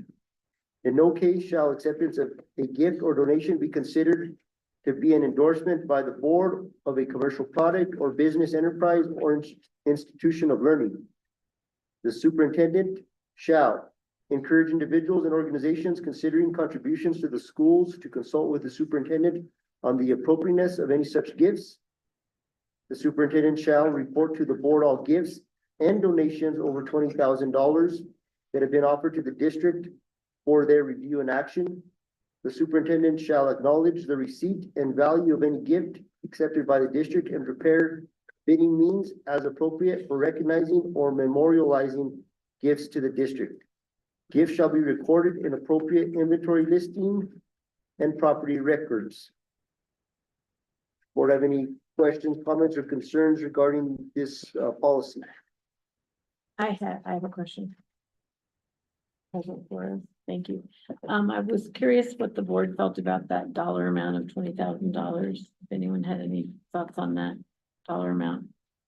And then also, in the paragraph where it says the board will make every effort to honor the intent of the donor in its use of the gift or donation. assuming that we pass this policy at whatever dollar amount, that's not relevant to this part. I would prefer the board you would still have the board decide if you took in some money and decided to use it for something different, that would be our decision, not yours, regardless of who took the donation. Is that right? Correct. This is the component. I don't make that decision. Okay, It's just the board will I just wanted to make sure that didn't go to the If superintendent. it did go to superintendent, it would have said the board or the superintendent. In this case, it's up to the board. Okay, I just wanted to make sure to clarify that in terms of you accepting donations, if it turns out that, well, whomever's the superintendent. All right, thank you for clarifying that.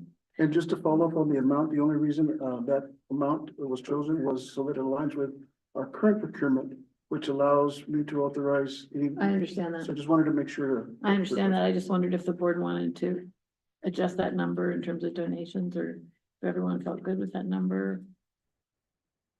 Board Member Concha? Thank you, President Flores. So it's my understanding that, should this revision take place at the amount of 20,000, the board would receive this information after the acceptance of the gift, rather than in previous, it was before for all gifts and donations. Correct. That's right. So, This policy reads that now, Member Concha, President Flores, Vice President Sprague, it requires me to report to the board at the next regular board meeting, any donation below the 20,000 mark. So that way- After it's accepted. Yeah, that is correct. Board Member Concha, members of the board, currently, the way the policy is any donation, if it's $1, or 20,000 or 25,000, it needs to come before the board, for the board's approval. What has been going on as of lately, we've had, from what I understand, quite a few community organizations or foundations that have been wanting to donate some funds to the district to help with various activities or initiatives at the various school sites. And there's been like an immediate need, so the donation is made. I think what's going on is through community conversations, there's a need at a school. We'll take, for example, the Lore Foundation wants to provide some school meals for a function at next week. And we don't have a board meeting. It's not made aware at this board meeting because it happens to say on Monday or a school meal on Friday. We don't have a board meeting till, the next meeting. So in essence, from what I understand, and it's been expressed to me, there's like a little bit of a hindrance there. I really don't see no issue because it does fall in line with our procurement. And then through the policy, we can return the gift or the item. But then again, if it's food and it gets eaten, I guess how do we return the food? I don't know. But those are just my comments towards this. Board Member Concha, do you have a follow-up? Yeah, but I was just saying, like, how often does this occur where we run into this, kind of like sudden occurrence? Time element. Member Concha, President Flores, Vice President Sprague, members of the board, it happens more often than not, because a lot of the organizations in our community, their donations are pretty much small amounts, $500, $200. And so what has been happening is, of course, we need to follow our procurement process. And so any donation or gift, one, should be going before the board.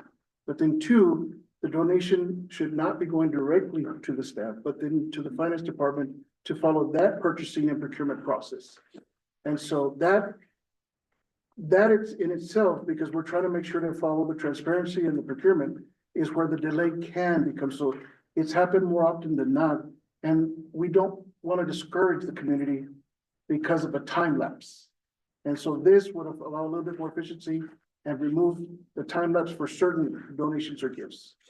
Okay, I'm just trying to understand the rationality of pizza versus something 20,000. Right. That's a huge Well, gap. we rarely, I have not seen in my history on the board anything over I think recently we got there in our agenda, we approved a $7,700 donation from Killer Foundation. Yes, I sir. think that's the largest donation we've had as of recent, so And there was another one for the high school itself.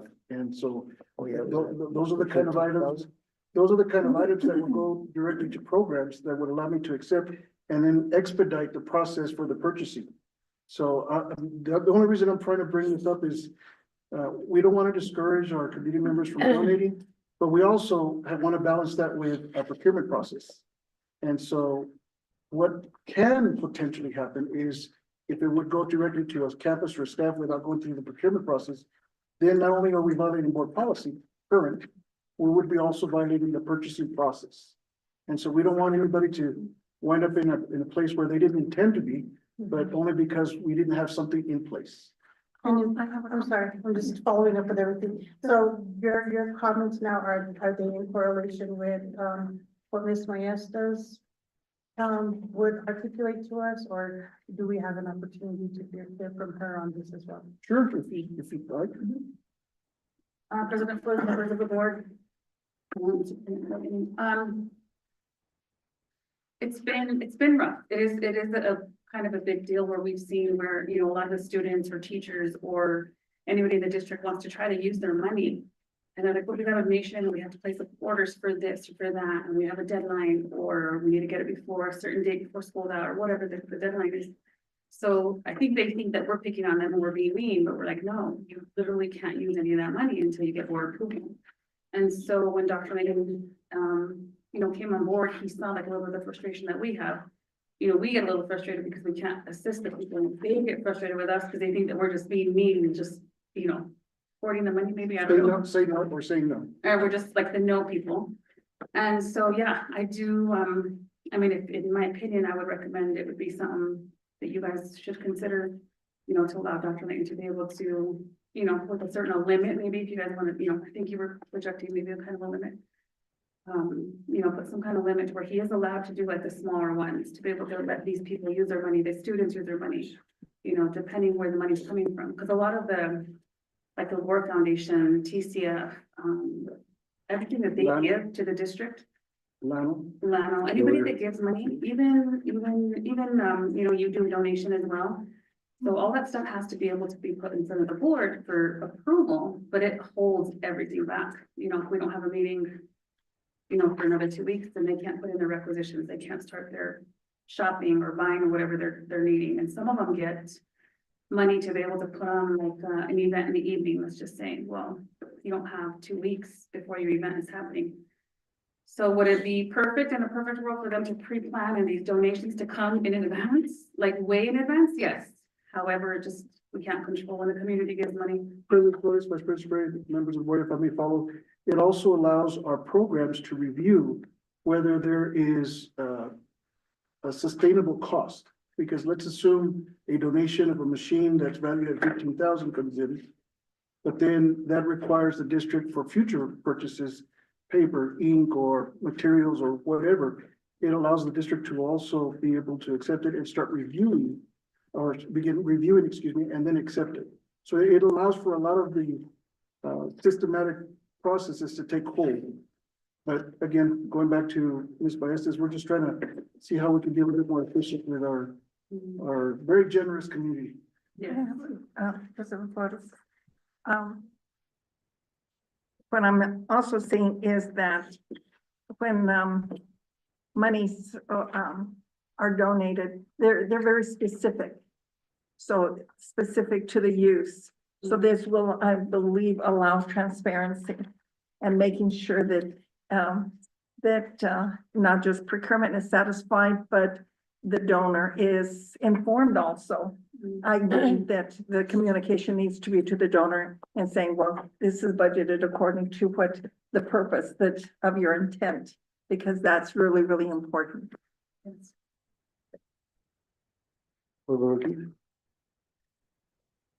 I think at this time, our current, I think it's okay. how would you put it? Country you know, everything's being challenged and money's being taken away overnight right in front of us. I think we need to stay nimble. Only thing I would say is that the next regular meeting or special meeting, put that verbiage in there. So if we have a special meeting, we can present that. But I just think we have to, when the siphon, the faucet is being turned off, we have to stay, nimble in this time. So. Vice President Trinity? Yeah, I was just, you, I'm just kidding. Do you concur with the $20,000 threshold, or would you? Based on what you've seen from donations that want to come in? I mean, it's rare that we get them that big. So, you know, the biggest one we've seen is 30,000, which I got put in front of the board recently. It's not very often that we get them that big. I know of one that's actually coming that is $20,000. So I believe 20,000 would be good enough. I think, you know, we still monitor all of it. We, you know, make sure everything's deposited, make sure the checks are, you know, everything perfectly. Yeah. To be able to hold procurement and let, you know, allow them to purchase through the whole process all the way to the very end. Yeah, I do think that 20,000 is probably a perfect limit in case we get something that's 15 or 13. We got one that was 11 that came to you guys not too long ago. So some, you know, we don't, it's rare that we get huge ones, but lately we've seen a bunch of, you know, amazing donators who. Oh, can I add something? Thank you. Just, I'm not quite done. Oh, thank you. Thank you. Appreciate it. Dr. Layton, if you accept a donation, not a small one, but let's say something that you think is exciting, would it be possible for you to just send the board an email just to let us know we got that, just so that we can also be excited about it, and if we run into the people, we can know that they've done it, just to get used to the system. I believe as long as I send it individually. Yes, well, or you can, yes, you can. Probably. Do you mind doing that? I'd like that. I'd appreciate it a lot. Thank you. Thank you, President Flores. I'm done. Any other further comments, Board Member King? Well, no, I was talking to board member Trujillo at the Pueblo. She was trying to remember the gentleman, because President Mark was in there. You remember, how about you, board member Concha? Which gentleman? I can't remember who's gonna give money. But what you said, Mrs. Myers, is if it's up to 30,000 and someone has given that, let's go ahead and do it now. I mean, at this time, You mean Let's- 20? no, Oh. you said 30, didn't you? We did receive one that was 30 a few weeks ago. Yeah, so if that's the case, let's just move it to 30, just for, it's happened. Let's just be, I believe you're requesting 20. Correct. And Member King, President Flores, Vice President Gray, members of the board. I would like to recommend just to stay at 20, only because it does align with our procurement Right. authorization. With the 20. And so it gives us a good consistency of numbers. Now, we can review it at a future time, should the need arise. And I could come back and request if we could rise it, but it does align itself and it provides that consistency and potential miscommunication of, is it 20 or is it 30 for the procurement and or the donation? So, and I appreciate it, don't get me wrong, but I think the recommendation for 20 was to keep in line with our current procurement processes. and how's that updated? How's that updated, Superintendent? Let's just hypothetically say we want to make it 25. So I will bring it, we will bring it up to the board for either discussion or consent. And then, of course, you would approve it, but those large amounts usually go through programs and have a bigger impact. So naturally, it wouldn't be just let me go to Walmart for 25,000 and go buy some things. So that would be something that you have to really be vetted out as well. So that's one of the recommendations I would have, just to keep in mind with our current performance. I appreciate the increase, but I think this is a good first step. So the other verbiage, just a regular meeting or special meeting, so we're covering. Yeah. Anytime we get together, I would say just add that. Or special meeting.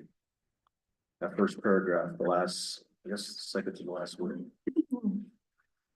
So then we're So covering, next regular or special meeting? right, so we have that, so we convene, it's covered.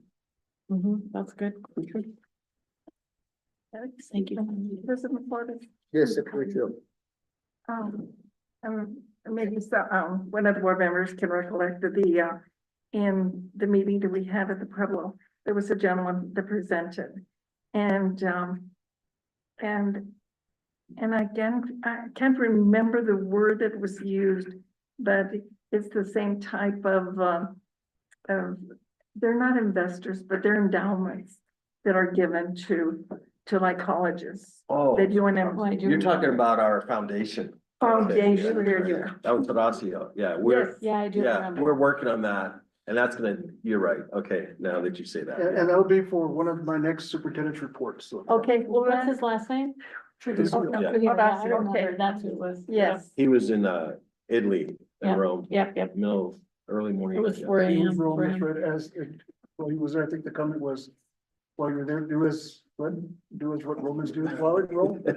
Yeah, it was like 4 a.m. for him. but the comment that I wanted to make is that, again, that would supersede anything that of the 20,000, but there's gonna be possible money coming in that would help our school. And that's gonna be separate of us. Separate, of course. Separate from this, but it's still funding that is coming into our school, hopefully. Coming into our school. Okay, nice first reading. Good job. Okay, that was our first reading. Any other further comments or questions? Nope, good job. Good discussion, board. Thank Uh, you. Item 13, financial, director report, 13.1, financial reports for March 2025. Director Maestas. Hi, again. President Flores, members of the board, Superintendent Layton. I'm not sure if you guys got a chance to review the financial reports. It's the normal ones we've been giving you. Not too sure if that report that we gave you was condensed, that had the percentages, if that was something better that you guys like to see, or if it wasn't, if it was. I believe Secretary Trujillo had requested something like that. But thank you guys a more condensed version. Thank you for doing it that way. And then we have several bars. We got the audit back, and so we have several bars with adjustments. Board have any questions regarding item 13.2, TMSD bars? I don't.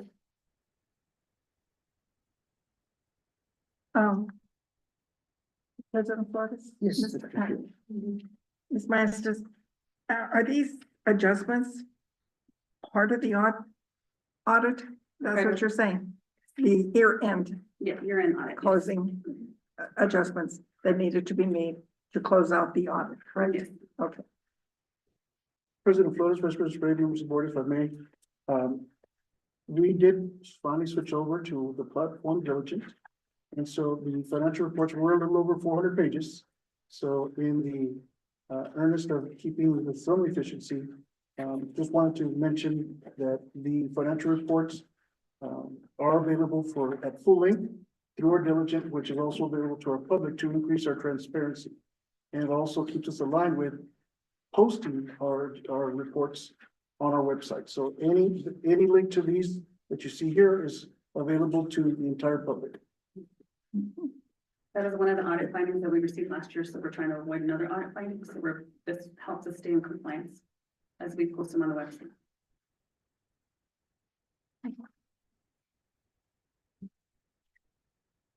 I like the identification of the I for increase in existing funds.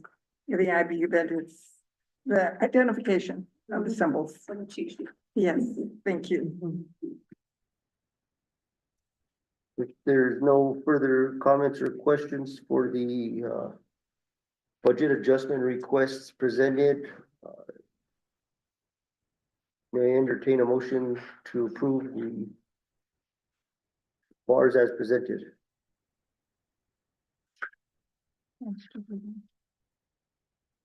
Oh, excuse me, so we jumped, yes, thank you, Superintendent. So we need to actually go back to the approval of the March financial report. Is there a motion to approve the March financial reports? I'll make a motion to approve the March 2025 financial reports as written. There's a second. I'll second. Got a motion from Vice President Spray and a second from Secretary Trujillo. Board Member Concha, Yes. Board Member King, Yes. Secretary Trujillo, Yes. Vice President Spray, Yes, President Flores. Yes.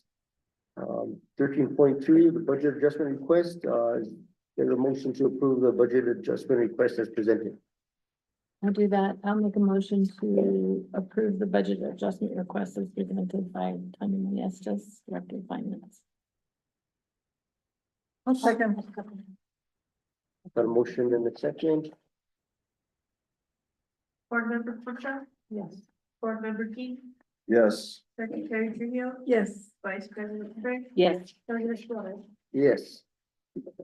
Ms. Maestas, item 13.3, NMEPED, permanent cash transfer, 2024 audit cash deficits and surpluses. Yes, this is exactly, I'm sorry, President Flores, Mr. Report document. This is what drove the bar adjustments. This is the document we get from the auditors and PED to make those adjustments.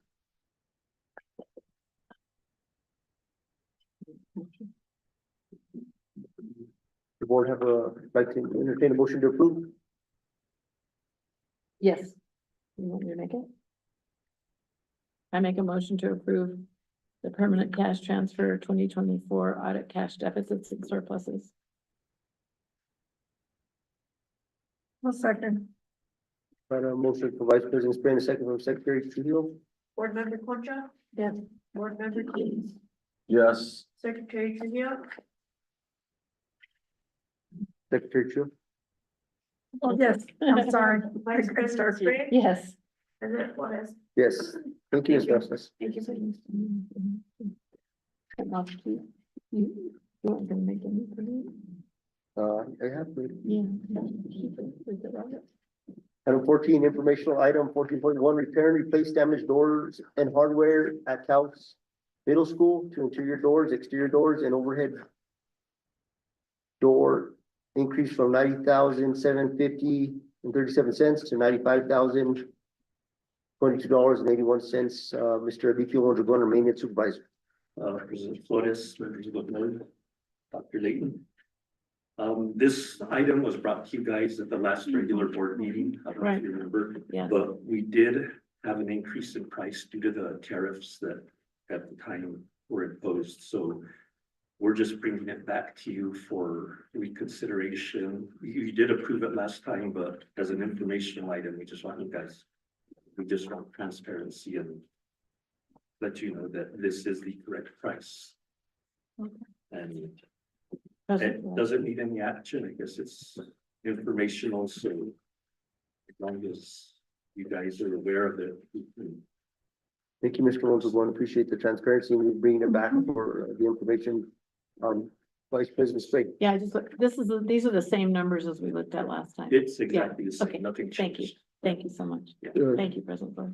In the last agenda, it wasn't listed for the record, so here it's clearly identified. So thank you. Okay, oh, that's right. We centraled it in. Because of the tariffs Got that it. happened within Yeah. that time frame. You suggested that he's doing this. That was good. Okay, thank you. Okay, so you're up next, Mr. Mondragon. So item 15, new business. 15.1, discussion, consideration, and possible approval of proposal for roof restoration at Ranchos Elementary School Gymnasium in the amount of $238,040.07. President Flores, members of the board, Superintendent Layton. Today, for your consideration, I'm bringing a proposal to get approved for possible approval for the roof restoration at Ranchos Elementary School. There's we've had some issues with water leakage that damaged the floor of the school. It did some pretty severe damage actually. These repairs, it's not a replacement. So let me just explain to you. We're not doing a replacement of the roof. This is actually a restoration. The big issue we're having with this roof is there's an old exhaust unit up there that's been up there. We don't know how long it's, but this thing is so old that it's actually corroded and it's got a coating of roof seal on the entire piece of equipment that they were trying to keep water from going in. That unit has to be removed from the roof, and the curb which it sits on there's damage underneath that, so that's gonna be eliminated basically. We're just gonna patch over that. The scope of work, if you look at the proposal, there's several items that are gonna take place. It's gonna, a lot of it's gonna be cleaning, resurfacing the existing material, but also stucco repair and material repair around the perimeter on the parapet. We've got a lot of cracking and we've had water going in through that area as well. Here tonight, actually, I've got our CES contractors, from Tremco. I've got Mr. De La Cruz and Mr. Joseph Plata here. And they could actually give you a better idea. They've been on the roof with me. We've done, a lot of inspection. We did an infrared study up there to see if there's water underneath the surfaces, and they did a lot of research. They went out and they actually got bids through CES. They got, what I believe, 4 different contractors to give us bids on it. The lowest one came in at $221,432.63. I guess, at this point, we do need to repair that roof. If we let it go, my next item up on the board agenda is the flooring. Without doing the roof, it'll be a waste of money to do that flooring because we're gonna end up right back there we are now. So if you'd like, if you guys have any questions, I could bring up the Hold on a second, Mr. Vice experts. President. Thank you, President Flores. Olivia, actually, I just wanted to ask you 2 questions. Yes. If you know the answers. Have you worked with a subcontractor before? Have they worked for the district before? No, they haven't. Okay, These, I found them through CES. you did, okay. Yes, I did. Secondly, how long is the warranty on the roof? Once the roof is resurfaced, it'll be a 20-year warranty. 20 years? 20 Okay, years, thank yes. you. Thank you, President Flores. President Flores. The total amount is $433.63, but then the GRT is at $16,607.45 for a total of $238,040.07, correct? Yes, ma'am. Okay. That is correct. And the funding for this is currently, we're looking at SB9, but in speaking with Director Maestas, we may be using some capital outlay funds that we have available for this as well. Oh, I It's see. GRT funds. Yes, we're gonna, could we have the contractors come up and just give us a little bit of just an overview of the work that's gonna be performed?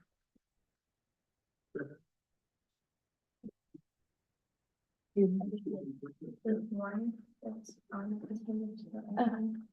evening. My name is Joseph Baca. I'm the Senior Advisor for Tremco Construction Product Group. This is one of the two, so one of my team members. If I can just give you a brief summary of who we are, what our company does, and what we've been doing for close to 100 years. So our organization, Tremco Construction Product Group, we are a material and chemical manufacturing company for all building envelope materials. So from roofs, walls, windows, below water grade, the entire 360 degrees of all commercial, industrial, in this capacity, school buildings. And we've been doing that since 1928. For the purposes of this conversation, we've been working with Alipio on solutions driven to help both technically correct the problems at the gymnasium and also being as fiscally responsible as we can. Through the course of many studies that we've performed via infrared studies, deck scanning studies, and just trying to monitor and verify the intrusion of the issues, we brought forth the solution to restore the roof, which is considered by code a new roof system, which is what garners the 20-year warranty. It's a fully reinforced system, so not to get too in the weeds with the system. Basically, we are going to power wash, prep the room, make necessary repairs, remove the unit, the Alupio sided, get that surfaced over and get that reinforced. And then we go down with a three-process system with earthing base system that goes down at 4 gallons per 100 square feet. And then it's fully reinforced with polyester. And then the reflective white surfacing goes down at 2 gallons per 100 square feet. The system, and it's fully cured. So if you're familiar with roof systems, it will cure at approximately 72 mils in total thickness. And that's in addition to the existing roof. That enables us to give you the 20-year warranty to that end. Do I have anything? So just, I was the one that came out and did the roof scans, I was on the roof with Alipio. What the IR scan shows is that, there's no moisture trapped beneath the system. So whatever water is going in goes through and then comes down to the roof. So I'm not sure if you've been through the gymnasium, but we've identified where most of the issues are. It's around those units in the middle of the roof. And then also on the drains on the sides of the roof. And you'll be evident if you walk in the gym, you can see where the water staining is. So it's not just saying like, we didn't just go up there and say, replace your roof, right? The benefits of also doing a restoration versus a replacement is you're not taking all that roof off. You're not having to go back in, put new insulation, which would add additional cost to the district, when not absolutely necessary, and then raise it to current, business code or building code, I mean. So that's the benefit of a restoration versus the, replacing the entire roof. And if I may, I'll give you some more macro data to just support our findings with a building science study that we performed. So based on our findings and our estimated cost savings, this solution will save the district approximately $755,000 versus the complete replacement. And primarily that's driven by increasing the R value, the insulation value from R16 to R32. We're able to grandfather the existing R value at its present net value. Versus if you were to completely tear off and replace it, your savings would only be $13,000 or $13,410. The payback period for this system is estimated to be around 21 years, which is pretty consistent with roof systems at this capacity. Versus if you were to tear it off and replace it, it spikes to 6,000 years for payback. I don't even know if that building would be around in 6,000 years. Maybe it will if it's a historic site. I don't know. And some sustainable facts just to consider as well. By not tearing that roof off, we are saving approximately 15.6 tons of material that will not go to the landfill. So that's landfill diversion, which is important. And then with accompanied gas emissions, we're saving about 40,000 pounds of CO2 gas that won't be emitted into the environment. So just some additional information to kind of just help quantify the solution that we're presenting. Yeah, one last thing I'd also like to add is kind of responsibility of the roof, right? Once the roof is placed on there, I'm not gonna refer you back to the contractor and say, hey, there's an issue, if they'll call me, I'll make sure that I get in touch with the contractor. We do hold the contractor accountable for the first 2 years, but after that, we own the warranty. So I'll make sure that if there's an issue, that I get the contractor out here, or I get a contractor certified to put our products down. The only way you'd ever know that there was an issue with the contractor is the next time you offer a roof for us, they're not invited to bid on our roofs. We hold our contractors to a high standard and ensure that the work is done in a quality fashion. I think it was asked how we were found. So other school districts that we work with include Clovis schools, Gadsden schools, Hagerman, Lake Arthur, Dexter.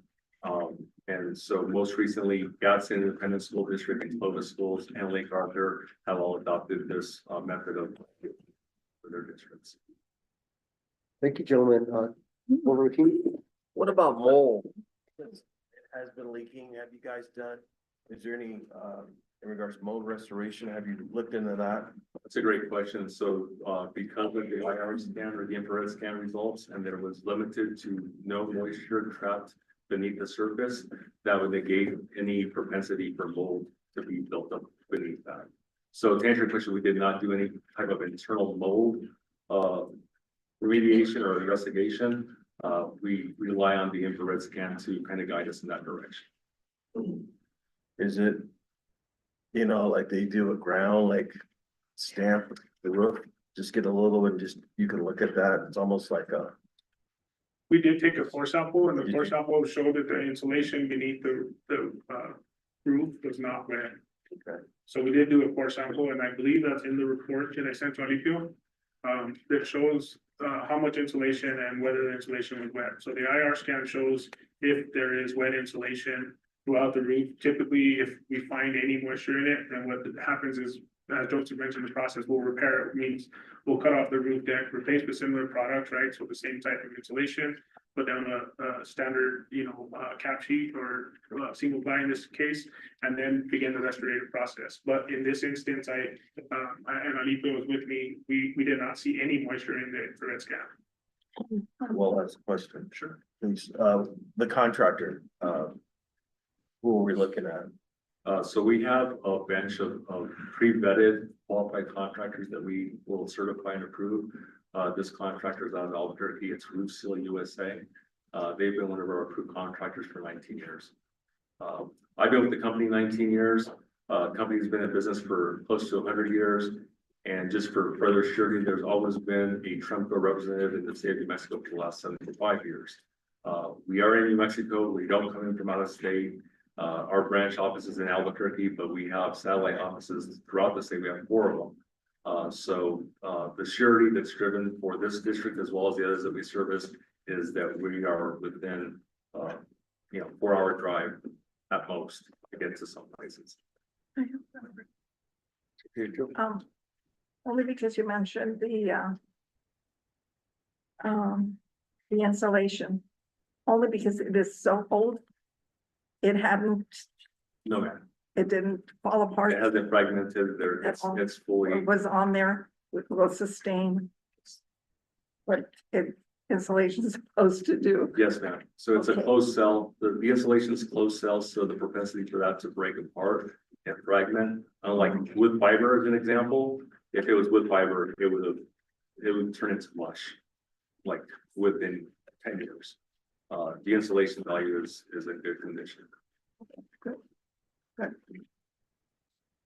do just have one question. So you guys did mention a 20-year warranty. I didn't see it listed anywhere. So when we entered any kind of agreement, will the warranty be noted on any kind of documentation? I know we're verbally talking about it now, and through the recordings, it's Yes, sir. documented, but I'm sorry to interrupt you. We can certainly modify the proposal if you'd like to make sure that that's cited. And then we can also provide you with a sample warranty.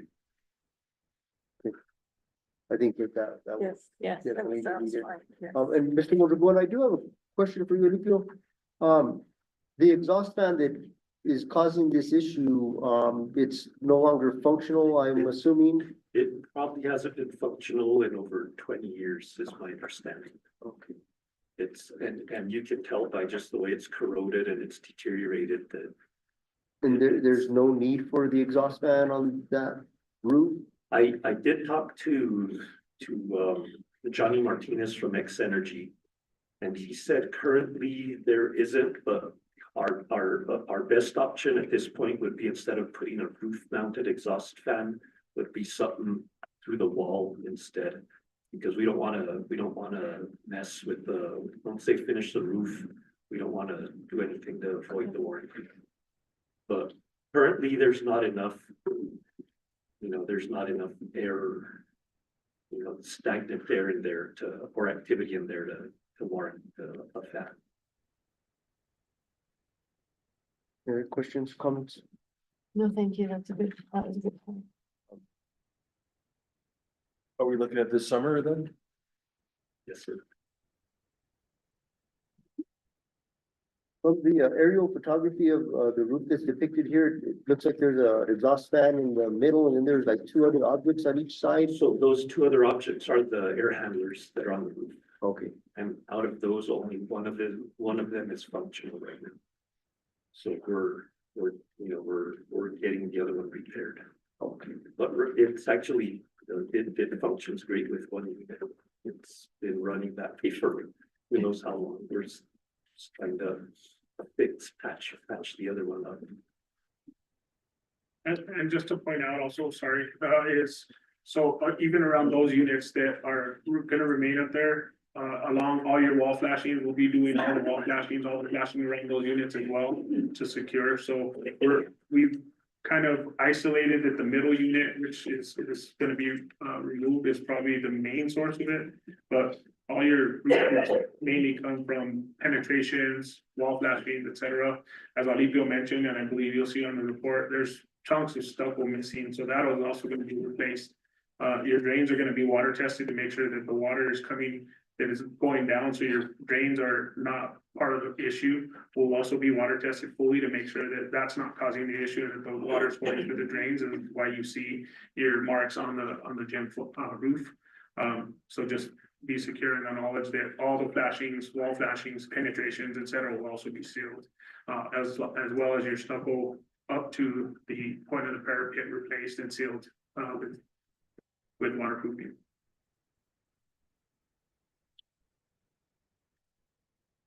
Any other further questions or comments from the board? Yeah.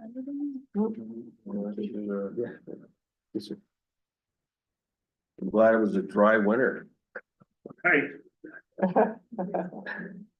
Yes and no. Yeah, you guys you're mostly down south, but welcome to paradise. Yeah. Oh, well, we're You're all not over the state, but yeah, this is our first opportunity for the house, so appreciate the opportunity. I don't know if, you guys need to be looking at just, inventory of our roofs, just kind of giving us a priority list. Since you're here, cause homeowners, you guys know we need to maintain. Ideally, what we can do for the district is develop an asset management report, which is a 5-year outlook that allows you to budget and plan accordingly, which allows us to provide you with the technical guidance so that you can address the roofs that should be addressed. You've got part of my jargon or my analogy, but you've got your dogs out there that they need to get fixed and replaced. Well, if you can spend $200,000, $300,000 and fix more roofs than you can one roof, then that's kind of the strategy and guidance that we would suggest. But to your point, yes, sir, we would definitely be happy to provide an asset management for the district. and just to clarify as well, so in the asset management report, what we'll do is we'll categorize your roofs as green, yellow, red. Red being the ones that need to be replaced, that's really the only option. Yellow meaning, hey, they're possibly up for a restoration, meaning that they go through this process and not have to be replaced, saving you significant money. And then green is just maintenance, we have maintenance programs where we can come out and send, once a year or twice a year, right, in the fall and in the spring, right, right with the change of the seasons, and where you're cleaning your gutters and, making sure that your flashings are doing any minor repairs, etc. Maintaining those roofs will make sure that they stay good. We've also been out and trained Alipio's folks on how to do emergency repairs. So Alipio's crew now knows how to do that. They can purchase the materials, we warranty the materials for up to 2 years, and they properly know how and been certified to put our materials down, so. Great. Well, thank you, gentlemen, Thank you for your time, consideration. Yeah, Appreciate it. thanks for coming up. Thank you. Thank you. Very informative. Thank you. The budgetary information, the PSCOC, there is the money there to complete this project. Totally complete, correct? Yes, ma'am. And repeat exactly for that money versus. So for this one, we had several sources that we were looking at, but I think we decided on going with was the the GRT, the local GRT. So at this point, we may shift gears and go through the GRT instead. We looked at SB9, we looked at capital outlay, and we have some GRT funding that we can use for this. Okay, so, are we still gonna, this is the proposal. We're gonna be, being presented the final contract. What's it, Mark? I'll give the superintendent. So, yes, Secretary Trujillo, this will be presented the contract, but the recommendation I'm going to make will also include the added verbiage of the 20-year warranty. Okay, but with that, please identify exactly what monies are coming from each fund. Because you mentioned the capital outlay, you've mentioned the Right. GRT. Please identify them so that it'll be very clear exactly where the source of money, what monies are being used for this project. Absolutely. At this point, it looks like we're gonna use the GRT. The funding GRT. For this, yes, Exclusively? probably exclusively. Yes. Okay. Have a recommendation. President Flores, Vice President Spray, members of the board, recommend the approval of proposal for roof restoration at Ranchos Elementary School Gymnasium in the amount of $238,040.70 to also include the added language verbiage of 20-year warranty as presented. This is your school, you do want to make the motion, don't you? This is your school. It is. It's your gym, come on. We need a motion? Yeah, we need would the board like to entertain a motion to approve? I'll make a motion. Based on the superintendent recommendation of, using roof seal for $221,432.63 a bid with the 20-year warranty, added. And, we have said that the funding source, and Ms. Myessis was, gross receipts tax, funding source. In total of this amount. Does it? Oh, with taxes? Yeah. Okay, $238,040.07, including gross receipts tax. Mhm. I'll gladly second that motion. So, Board Member Concha, yes. Board Member Key, Yes. Secretary Trujillo, Yes. Vice President Spray, Yes. President Flores. Yes. And thank you, gentlemen, for your time Yes. tonight and Thank all the you. information. Yeah, safe care. Appreciate it. Thank you very much. Thank you. Yes. Definitely. So item 15.2, a discussion consideration approval of proposal for gymnasium floor replacement at Ranchos Elementary School by Robert Cohen Company LLC in the amount of $169,464.16. Mr. Mondragon, Facilities and Maintenance Supervisor. Thank you, President Flores, moving board, Superintendent Layton. So next up for discussion, consideration and approval is a proposal to replace the floor, the entire floor at the Ranchos Gymnasium.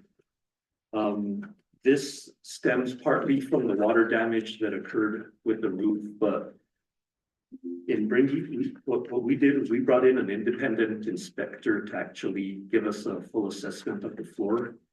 And that report is included in your packets. His name was Rob Sender. He's out of Arizona. He came in and he did a full assessment of the floor. He basically picked and tore into that floor. His inspection report revealed some severe damage on the floor. It's had previous repairs. Some of the more, dangerous things we found while we were out there inspecting, we actually found finished nails that had actually come out of the floor from previous repairs that nobody had really seen, and had a kid actually, fallen or tripped on one of those, that could have been pretty, caused some pretty severe damage. So we took care of all of that. He actually, pulled some of the planks up and looked at the trussing underneath as well. We looked at the original plans. We found the original plans for that floor, in one of our drawers. The flooring was, that wood flooring was supposed to have a subfloor underneath it, and it doesn't. So it's just wood planks on aluminum trusses. The floor, over half the floor is warped, which means it's got ripples and it's got dead spots. You can bounce a ball here, it'll bounce good. If you go to bounce a ball here, it won't bounce so good. And with all the previous repairs that have been done on it, he said that there's no way we could, we could salvage it. So that being said, we went out and we found another CES contractor to come in and give us some quotes on replacing the floor. This will be a hardwood maple floor. They will remove the entire floor, install new vapor barrier, and add new graphics, finish the floor. It'll be a brand new floor. That's right. What I don't see here, though, actually, Roger, are you with us? I think the vendor for this, is he? I think the vendor for Robert Cohen is online with this. Oh no, he's gone. I'm here. Ilipio. This is Roger Lucero. He's the project manager with Robert Cohen, the company that's going to do this.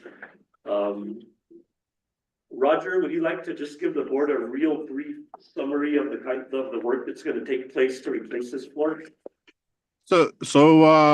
I came out there to meet with Alipio and kind of maybe even give a second assessment of the gym floor.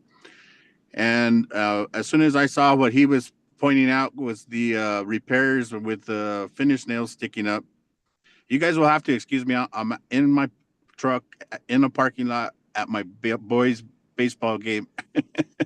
But anyway, so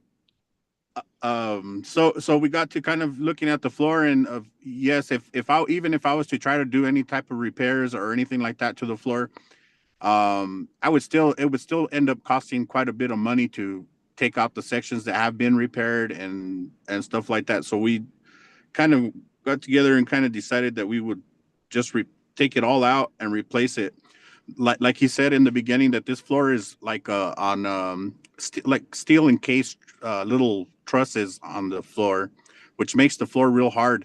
And anytime you get any type of warpage or anything like that, or any type of humidity change with inside the building, it'll cause the floor to buckle almost immediately and cause dead spots.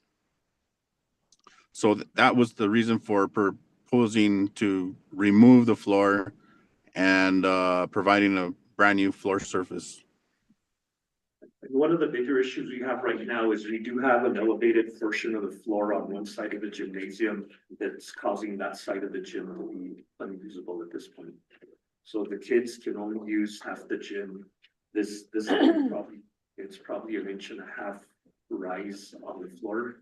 So we've got that cordoned off, and he did look into that, and those boards have just tightened up against each other, and there's no fixing that other than replacement.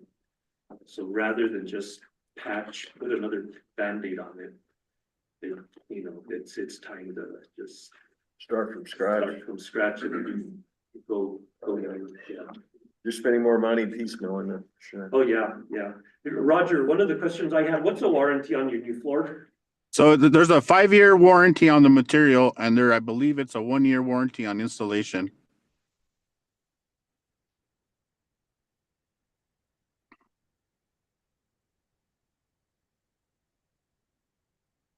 And of course, at the end of the project, we'll provide you with some closeout documents with the warranties. Any questions or comments from the board? So if I was following you, Olympia, we're gonna have a subfloor now.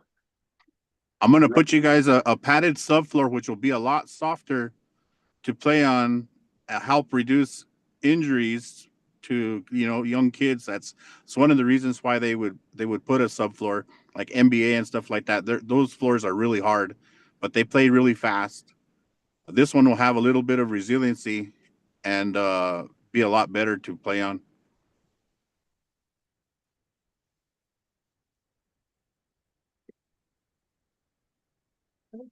The gym. Oh. Gentlemen's name, what's your name? Roger. Roger. What, this is President Flores, what's the life expectancy of this floor that you're installing in, what's the, So the life expectancy should probably be at least 50 years. this product and any other, schools that you can reference that you've done this work at? I take care of all of APS, Albuquerque Public Schools. I take care of all of Santa Fe Public Schools. I put a brand new floor in Escalante up in near Chama. I take care of all of Gallup School District. I'm based out of Bernalillo, New Mexico. And I take care of Southern Colorado, which is, I don't know if you guys ever been to, what is it called? Just north of Antonito. Alamosa? Alamosa?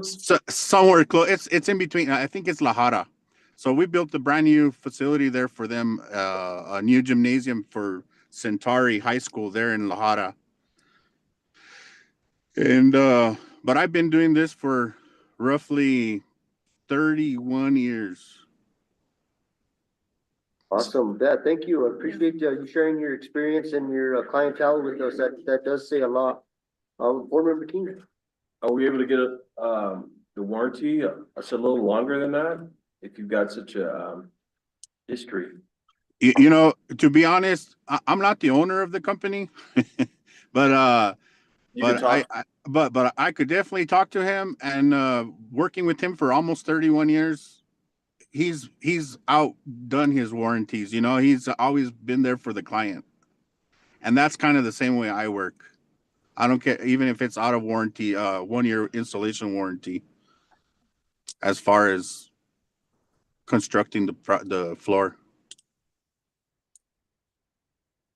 That means we can call you back if it's after year. You guys could call me at any time. I'm available pretty much 24/7 because I got guys working right now, sanding and refinishing a hardwood floor in Arizona, St. John's, Arizona. Thank you, sir. Appreciate it. Thank you for coming out and taking a look at our gym. And taking time away from your son's baseball game. We really appreciate it. You know, those times with your kids are valuable, so we will try to keep you much longer. Any other further comments or questions from the board? Board Member Concha stepped away. And they are also a CES vendor, so they are vetted through CES as well. Their pricing is. And just for the board's knowledge, I was at the Rancho Elementary School recently for the career fair, and there is a section cordoned off. Was able to meet with Mr. Herrera there. The floor it's unusable pretty much. I don't think that, you know, doing any kind of minor repairs is going to do any type of justice. And then it has no subfloor. Obviously, I went to Rancho Elementary School. That's been how many years? 35 years, 30 years. So I played on that gym, and yeah, it's nice to actually thank you, Mr. Herrera, for looking into this. Mrs. Marmal's present, and you know the kids need this gym, and I think right now with it being unusable as it should be is a big detriment to their physical and, you know, mental, emotional well-being. To be able to get out and play in a gym is, I think, very important. And can I add just one more thing? This is a complete replacement, which means the bleachers will actually be detached from the walls, and that flooring underneath them will also be replaced, and then the bleachers will be reinstalled. So there is quite a bit of labor involved in this. What's our time frame? Well, hopefully, we're trying to get this over the summer as well. We're hoping to have it before the kids get back. They come back. Yeah, probably the end of July. it would be our end of work. Yes, and that's, you know, that if we get them started as soon as school gets out. I said, Ms. Lucero, so you still there? Yep, I'm still here. Okay. What's your professional, your estimate of time frame work? I would say give us 4 weeks and we'll have that whole thing built, put back together, demoed and put back together. Okay. Because school starts the 8th, right? 11th? Well, the calendar is part of what's. Yeah, on the agenda. So, okay, I was just checking. Because I played, we had our Everett City League in there too. That was a nice gym back in the day. So we used to like to play at Ranchos. Yeah. So that's sad to hear. It'll be nice again. Secretary Trio? Just a comment, it'll give us another gym. The league, the basketball league was short gyms to practice and to play. So just having another gym is gonna be wonderful for the kids. And that league was an incredible feat for the kids of our community. I mean, it was well represented and it was amazing how the turnout of the kids that played, and then the parents and the grandparents that were there. It was just really, really extraordinary. I was really, very gratifying to see the community come and support the kids, something so great for the kids. Thank you, Secretary Trio. Just, I guess, one more question to Mr. Mondragon. So the funding for this, following up on, Secretary Trujillo's question on the last item, will it be GRT? This will also be GRT. Yes, the entire Ranchos Gym project is gonna be GRT at this point. Yes, sir. Any further questions or comments? Superintendent Layton, do you have a recommendation? President Flores, Vice President Spray, right before, I just want to ask, how will the school be involved in choosing the color of the floor? I know I've seen some basketball floors with color gray, green. Well, so if you look at the quote, and I had the same question, so that you're talking about the material. The layout. I think he's talking about the color of the planks, right? Correct. The color. So if you look at the third line on the cost proposal, this is second grade hard maple. And the way Roger explained, Mr. Lucero explained this to me is, I think first grade maple would be an entire clean white maple floor. Second grade maple is you're gonna have like not exactly a white floor. It's gonna have some character. It'll have darker maple here, but it's still gonna look nice. You see those in pretty much everywhere. I was just asking because some of the recent basketball games have Yes. this weird They're and it kind of throws you off, so I was just kind of curious to make sure also that the campus had some. But the reason we went with the second grade maple is for the pricing and the availability. Yes, but it'll still look really nice. So President Flores, Vice President Spray, members of the board, I recommend approval of the proposal for the gymnasium floor replacement at Ranchos Elementary School by Robert Cohen Company LLC in the amount of $169,464.16. Okay, thank you, Superintendent. Just real quick discussion of Mr. Herrera, then you briefly spoke there when we were at Ranchos, how historically the mascot colors had been red, but now they're blue. Have we decided, and when I went to Ranchos, it was red. When I coached my daughters, when they went to Ranchos, we had red uniforms. I mean, the color isn't, to me, it's more important to get the floor restored. But is there any decision made or kind of history as to how it changed from red to blue? Well, President Flores, members of the board, Dr. Layton, it's a very good question. So we did a little research, myself and Dr. Serna Marmol, along with other folks who are alumni of Ranchos Elementary. It's come to our attention that Ranchos Elementary is traditionally red. And they've been carrying the blue logo since the bleachers and the floor was redone the last time it was done. So when those bleachers came in, those of us who played City Leagues will remember they were wooden bleachers. So when the new bleachers were brought in, they were, for some reason, color changed to blue. So the Ranchos logo, the big murals inside of the gym is still in the Ranchos red. So Dennis Salazar actually was the one that pointed it out the first time to us, and then we kind of did a little bit of research, and Dr. Sharon Marmol, she has been part of the process of, well, do we go back to red? We weren't even sure if it was like something they should have gone through the board when they didn't make the color change. I haven't found anything where a board approved the color change. So I guess before we actually put the blue back or red, we'd probably have to have Dr. Sharon Marmol perhaps present to the board to recolor the Ranchos floor red. So that I believe something that Dr. Sharon Marmol. So we've been talking to the teachers, and I remember when I was in school, Ranchos was always red. I went to Taos Elementary, and each class at Taos Elementary would choose their own colors, but Ranchos was always red. The basketball team was always red, the cheerleading uniforms were always red.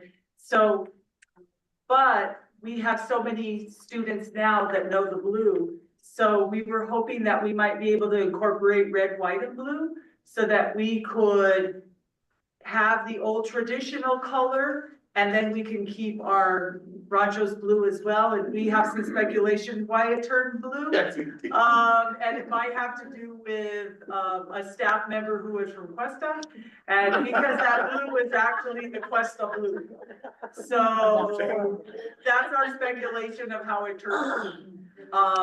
But we would like for our alumni and especially our parents who ask me all the time why we're blue and not red. And so we'd like to maybe have red, white, and blue if that's possible. That's something that our student council has talked about and something that our teachers has talked about so that we could incorporate the traditional and then the new. So that's something that I've been talking to Mr. Herrera about to see if we can do something like that. So with both of you being present here in this discussion, so would the coloring here be all blue, or would it be some red, white, and blue, or how would that look? I think that we kind of need to take a look at which sections would be red and which sections would be blue. I think the horse needs to remain white, and maybe we can have a red outline on it. And maybe the two goals would be red, and then we could have blue around. I don't think we're gonna be replacing our mats, correct? Because the mats are blue right now with a white Mustang, so we'd have to incorporate the blue in there again, and our bleachers are blue and white, so we'll have to continue to have some sort of blue in the design. Because we're not gonna be replacing the bleachers, so it would look funny kind of to have this blue all around and then just red, so. Consider the future topic. Yeah. We have a recommendation from the superintendent. Would it be appropriate, superintendent, and I do ask for guidance, I mean, I serve at the will of the school board and want to take into consideration, everything brought forward to include in a motion that some of the historical Ranchos red be incorporated in the coloring? Yes, I think that's important. Okay. With that being said, I would be honored to make a motion to approve this expenditure. With the, I love it. so with the recommendation from the superintendent, I will make a motion to approve. We'll get to the agenda here just so I can reference it correctly. I would like to make a motion to approve the replacement of the Ranchos Elementary school gymnasium floor. Work to be done by Robert Cohen Company LLC in the amount of $169,464.16. And as part of my motion, I would like to request that the historical Ranchos red be incorporated in the design of the gym floor. I'd be proud to second it as long as there's red returned. I'm a historic preservationist, got to return. You got a motion in a second. Board Member Concha? Yes. Board Member King? Yes. Secretary Trujillo? Yes. Vice President Sprague? Yes. President Flores? Yes. Thank you, Mr. Lucero, for your time. Mr. Mondragon, thank you. Mr. Herrera. You got it. Thank you guys for having me. Yes, sir. Roger. I hope your boys' team wins. He's been playing for about 45 minutes now. We'll be here till 10. So you guys have a good night and thank you again. Good night, thank you. Thank you, Mr. Woodford. Appreciate it very much. Thank you. Love that. The next item on the agenda under new business is discussion, consideration, and possible approval to purchase and upgrade kitchen equipment used in the serving area for Taos High School kitchen in the amount of $343,103.90. Mrs. Christina Duran has been patiently waiting. Thank you, Ms. Duran, our student nutrition supervisor. Good evening, Board President Flores, members of the board, and Dr. Layton. I'm here to ask for approval for, to purchase, kitchen equipment to upgrade the Taos High School cafeteria at this time.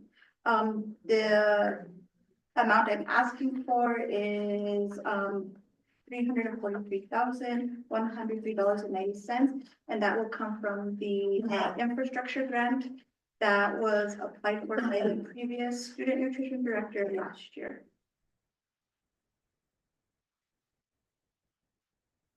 Does the board have any questions or comments for Mr. Duran? I do. Please. Thank you. Hi, Mr. Ann. This seems like a lot of equipment to replace, and I don't know what you have now. I know that the cafeteria's been, I know that's been an issue that you brought up last time.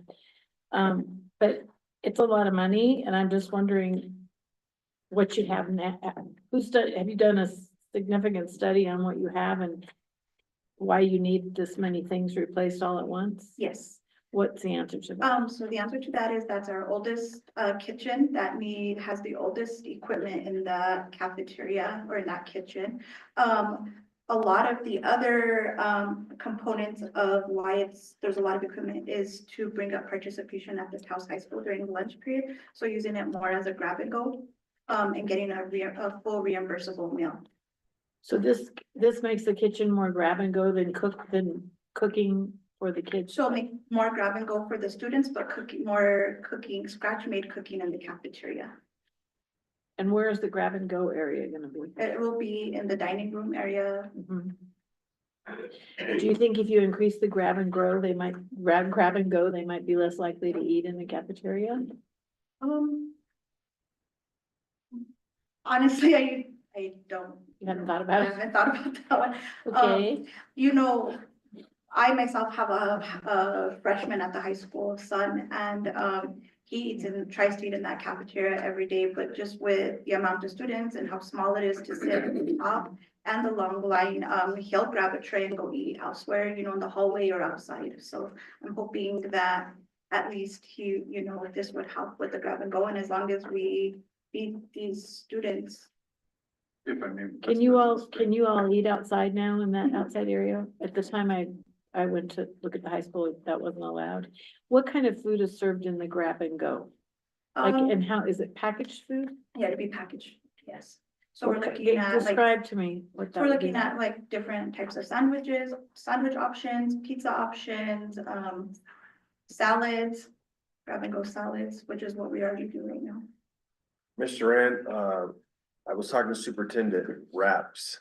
If we could get some wraps, I think the wraps are very like, you see them in airports, various, Healthier. yeah, and anytime you can lean a little bit more items for the kids, vegetarian, chicken, turkey, whatever. Yes. So Vice President Sprague, as far as the grab and go, the student count, whether they eat in the cafeteria or not, still remains the same. So that would actually be up to Principal Martinez, whether he was allowing folks to eat in any other place. But on our end, the reimbursable meal is still the fact that they came through the cafeteria with our count so that we can get the reimbursed.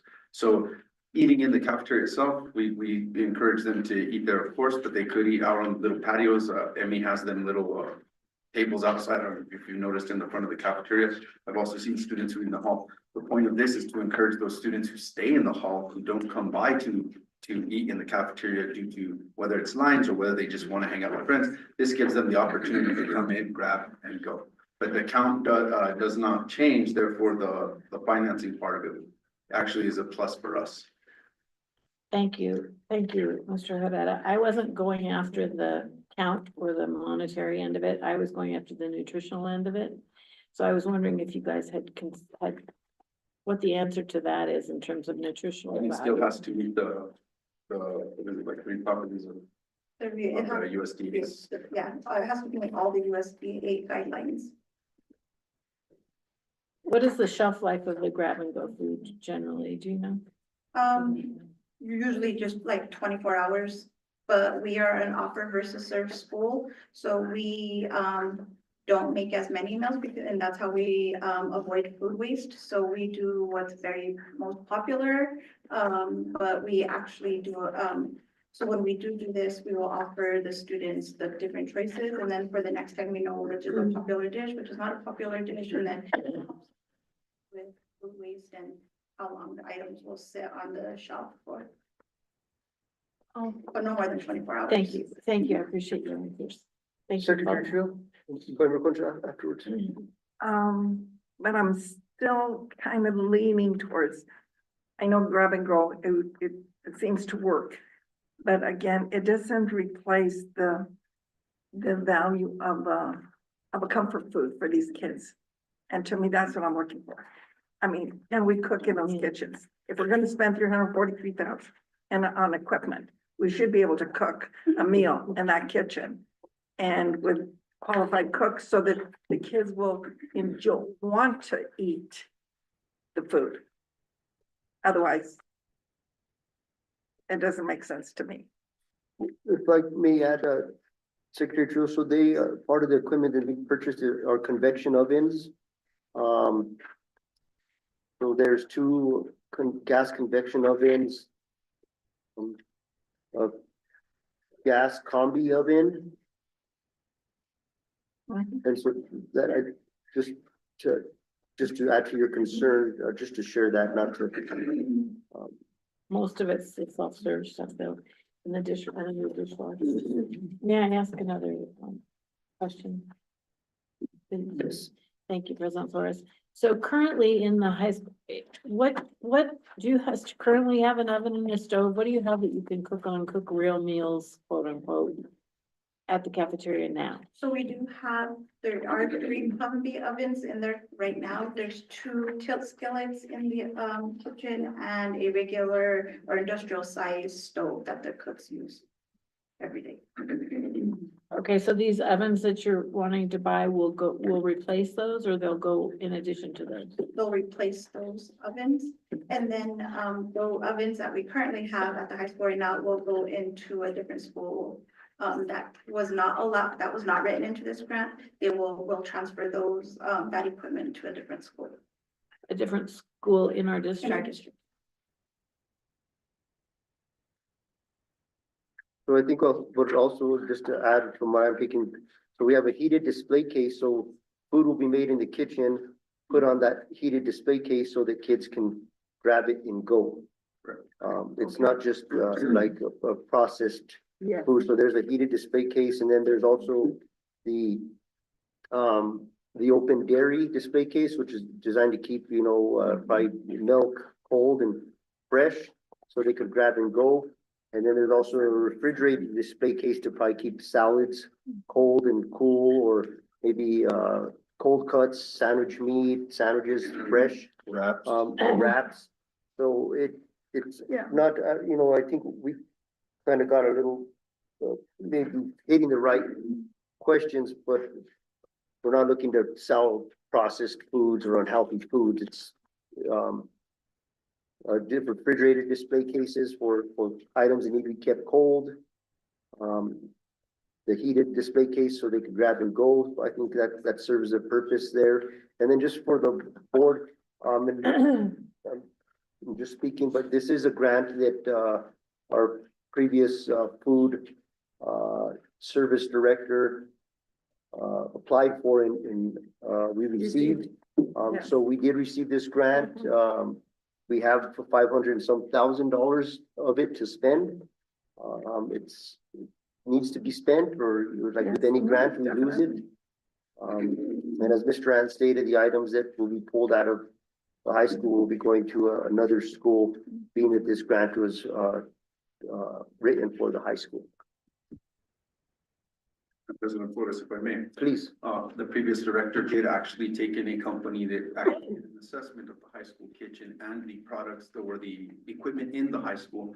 Director Maestas and myself were actually part of that, meeting with the Grady's where they identified a lot of the different things that weren't going to be sustainable in the future for us. So having this grant was truly a blessing for us to be able to spend that money, place those things currently. I'll refer to what our contractor said a little while back, green, yellow, red. We had a lot in the yellow. Now, those yellow items are going to be shared with other schools that in the future, hopefully we can get more grants or more money towards replacing those things to make those kitchens also a little more newer, a little more high tech. But as of now, utilizing the grant money that we've already got and spending it towards our high school also actually helps out one of our elementaries and our middle school. So it's actually going to be a shared table when it comes to the items purchased through this grant, by being able to take some of those items and share with our other schools that would not receive that kind of money, given where we're at for who knows how long. These grants don't come around too often. A board member, Concha. Yeah, I was just wondering if there was any, current, any non-functional equipment in the kitchen that needs to be replaced. As of right now, no. Maybe board member Torcha, they're definitely in the yellow. I wouldn't say too many of them were in the green on the list, but they definitely were already in the yellow, but still to the point where they absolutely could be used and moved on to another place. So I just one last question. Of course. And not about food. So it looks to me like we received this money a year ago, grant a year ago, is that correct? Correct. What has happened between then and now that we're just doing this now?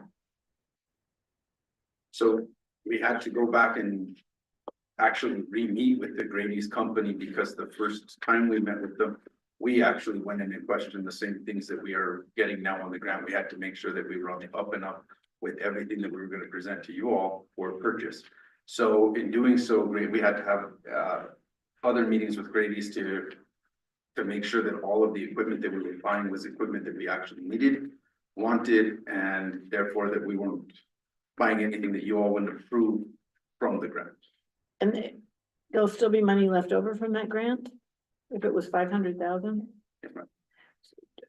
And when does all that money need to be spent by? Do you know? 2027. 2027, okay. All right, thank you. Appreciate the answers. Thank And you. I guess to add to her, Vice President Spray's question, so with that remaining money that'll be left over, do we have any kind of plan, or we'll be looking to how we can spend that money? We will actually be showing that to the superintendent through proposal for upcoming projects. Awesome. Okay, thank you. Thank you both. Any further questions? I'm encouraged. I'm definitely. Gonna go eat over there? Come on, let's go. My family was there yesterday, they were, Pies. yeah, maybe, you know what, once you're, Mrs. Duran, once you're done, I think that's a great thing. Let's go over there, we'll call Taos News.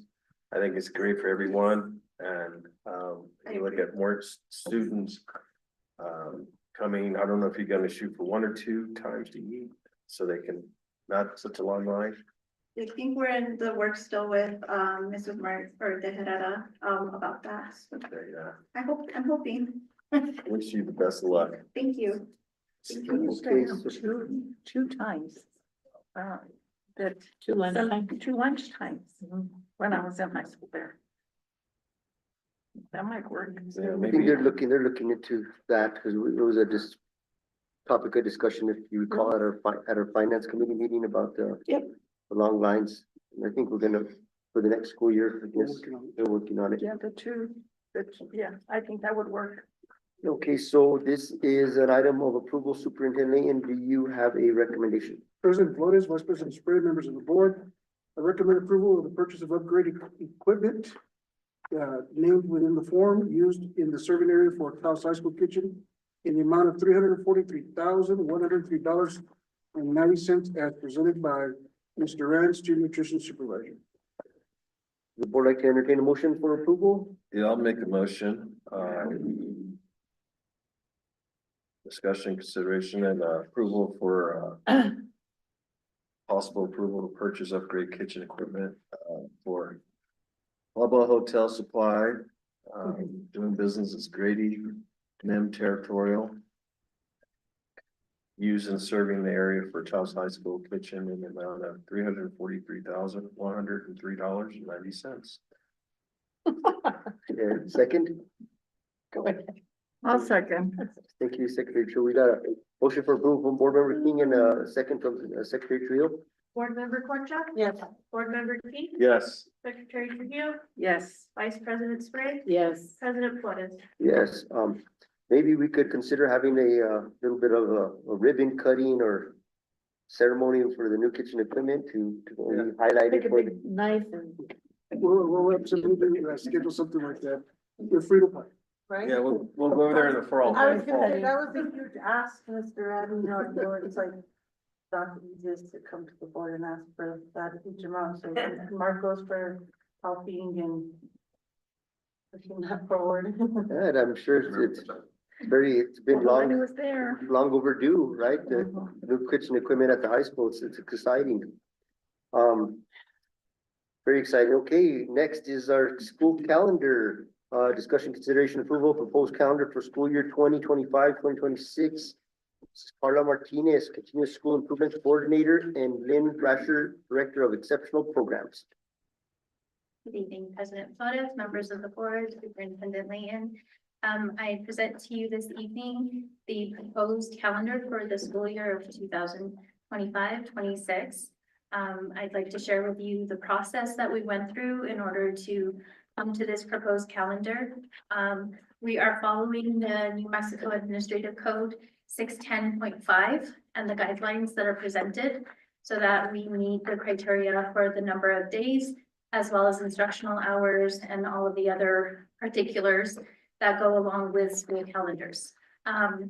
We had representation from each of our school sites and our community members, and we were able to meet 5 times throughout the period of the process, and at the end presented 5 drafts to the committee.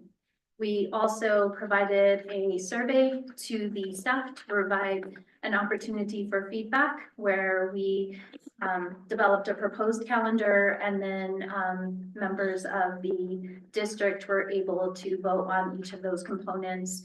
And then at the end, provide feedback for the calendar committee, which then we took back and created a draft, which is the one that you see. Our committee members were able to take that back to the constituents at each school site. And then we were able to present this to you this evening. I do want to note that we have 2 edits, and I think Director of Human Resources, Ms. Winter, for pointing these out. In all of our iterations, we did miss 2 things, and I just like to share with you. In October, our student days is not, the count is 21 rather than 22. And then in March, the count is 16 rather than 17, but all other components of the calendar should stand as presented. We just didn't go back and make those edits, and I appreciate her keen eye on catching that. Does the board have any questions regarding the school calendar? Actually, not regarding that, but we haven't done our school board calendar yet, have we, for next year? Superintendent is working on that, and it's Topic for discussion, please. Okay, just because last time we had a meeting during spring break, and I wanted to just say, hope your spring break is not gonna do that again. Okay, cool. Thank It's his you. first year. Give him a break. President No. Flores, Vice President Sprague, members of the board, just so you know, we, at the last conference that we went to, they solidified also the minutes. And so it's at 11:40 minutes, we do the 180 days, but we are also following that to be sure for the calendar. I just wanted to Great. give you notation. Thank you. Thank you.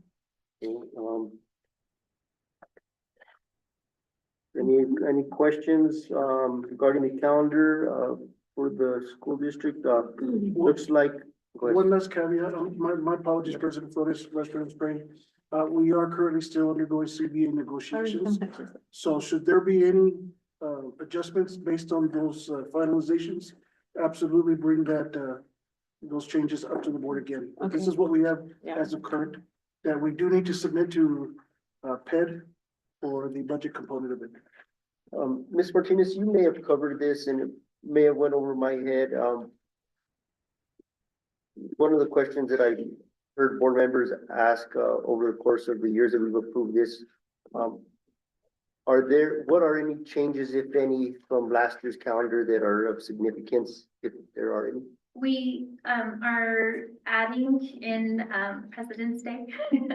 That was an ask from most of our school sites, and in the survey, we received pretty unanimous feedback that they would like to have that break in between our winter break and spring break as an opportunity for students and staff to be able to take a break, as well as our community members to, go ahead and take that as a holiday. And so that was one of the major changes. I will say that the start and end time is pretty much the same as this year's calendar. There haven't been any significant changes. We did vet the calendar with Taos Pueblo representatives to make sure that we were able to incorporate major days for the Pueblo so that we could make sure to have those days off. And then we align our spring break with UNM Taos spring break to ensure that both students and parents who are engaged in classes with UNM Taos are able to take that break together. And it also helps with daycare and all kinds of other programming. And so those are some of the major considerations when we're looking at where we place the start and end of the school year, as well as those holidays. Thank you so much for that information. That Yes. really identifies a lot, and just for future board members, when the calendar comes up, not future, when you guys continue in your servitude, I think it's good to ask what changes, because it really Yeah. kind of tends to start around the same time, end around the same time. I like the calendar. I'm okay with it, but I get a recommendation from superintendent. Does the board have any other questions or comments?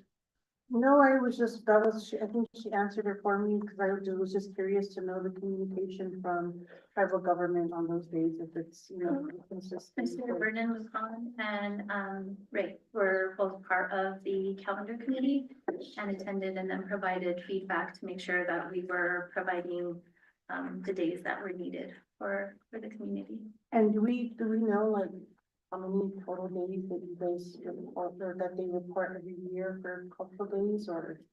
It shifts depending on whether the cultural days fall on a weekend Right. or during the school week. And so that's hard to give you a specific number, but one of the considerations that you'll know at the beginning of January, we have the 6th off for students. So we come back for students on a Wednesday, so trying to provide the majority of our students the day so that they can participate. And then we have staff returning for professional development on that day. So it's a little bit of a weird start in the middle of the week, but we did that with consideration from feedback.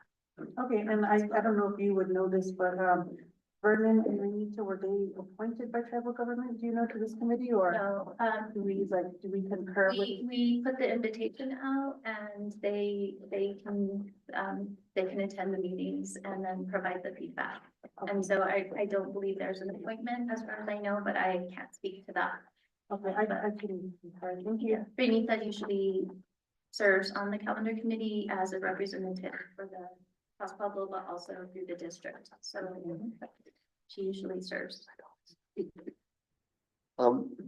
Board member Concha, if you would be amenable to it, and if the board has no concerns at the moment with this calendar, we can, with the recommendation from the superintendent, move forward with approving it. And if you'd like, you can take this draft back to tribal government or representatives from the tribe and just kind of confirm that That's a good idea. there's not anything missing from there. And then as a board member, bring it back if there are any, and we can, Are you able to send it to me electronically? Yes. I just wrote all over. Yes. Okay, And it also should be on Diligent as a PDF, so, but I can work with Dr. Layton to get that to you. Okay, I appreciate Yeah, it. Dr. Lane, if you could, Rana, if you could send, over Concha, digital copy. Any more discussion on the calendar? So just to reiterate, Ms. Martinez, so October should be 21 Correct, and For March student days. is 16. for student days, correct. Yes, okay. Everything else should be correct. Thank you. So staff days are still, they're correct. Yes, staff days are correct. We just Okay. miscounted with the student days. Got it. Thank you. That's a day, Superintendent, we could go skiing. President's Day. As long as it snows. I do want to say that, and I did omit this, I apologize, but we did also present to the calendar committee and in the staff survey as using potentially President's Day and then that Monday after Easter as snow makeup days, so that we don't have to add days at the end of the year. And I apologize for not pointing that out, but that would allow us to keep school for the most part, depending on our snow days, within May and graduation being on May 30th, rather than pushing days into June. And so those were also supported by the staff when we presented the survey. Great information. Thank you for sharing. It's been a while. Okay. We're hoping. Superintendent Legan, do you have a recommendation?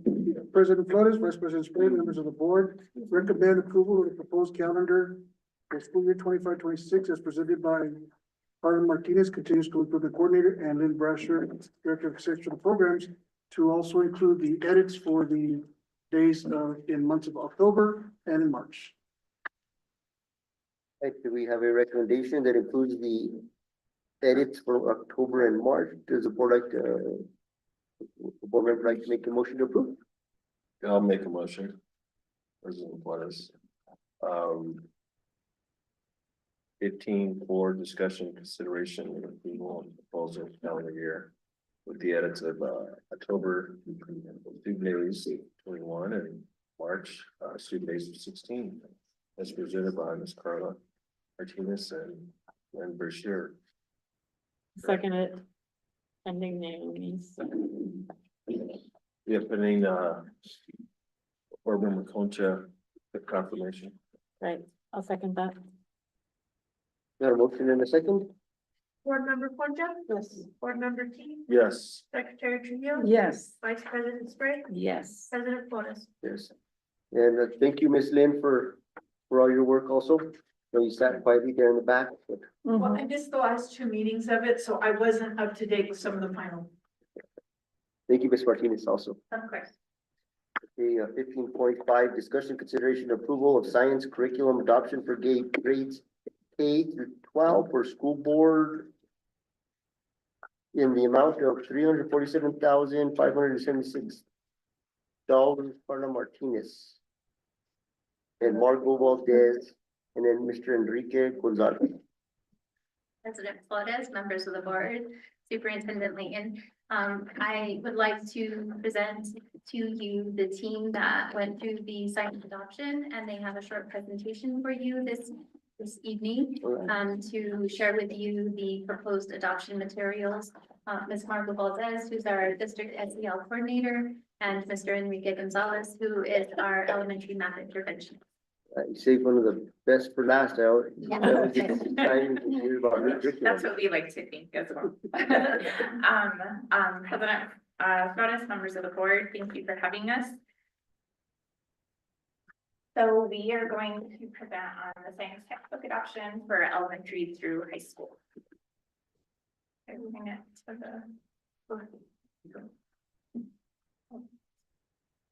We've been acting up all night, it's not you. there we go. Okay. So why science readiness? First and foremost, it is a graduation requirement by the state of New Mexico and a college entrance requirement for those pursuing bachelor's degrees. The state of New Mexico does requires our students to test their science proficiency in grades 5th, 8th, and 11th grade. Science provides a real-world application of literacy and math. Science is a true cross-cutting concept because students need literacy skills in order to be able to read and interpret science texts, Students need math skills to calculate and interpret data for experiments that will either prove or disprove a hypothesis. Science careers are often associated with high wage, high skills. We want our students to have a love for learning science and encourage science careers. If our students are able to have a career, we want our students to be able to have a career that provides benefits and a living wage. We want our students, given our location, our students have our national labs, hospitals, and other laboratories as options for employment. If we could provide our students with the best instructional material, the hope is that they will engage in science and have a brighter future. So as we were pursuing this, our 3 major adoption goals were to find textbooks with high quality instructional materials, have community involvement. So not only our teachers and our students, but we also wanted parents and community members involved. And then most importantly, we want those scaffolding supports for all of our students. We will discuss these in a later slide. So instructional incoherence, what is it? It's when teachers do not use standards aligned materials. Instructional incoherence leads to inequitable instruction for students because often listed resources are not aligned with state standards. We want our curriculum to align to state standards to ensure that when the NMASR test, which is a science proficiency test that our 5th, 8th, and 11th graders take, they score proficient in science. So the 3 listed here, teachers pay teachers, read, write, think, share my lesson, while they can be used as a supplement, not every single time will it be aligned to our standards.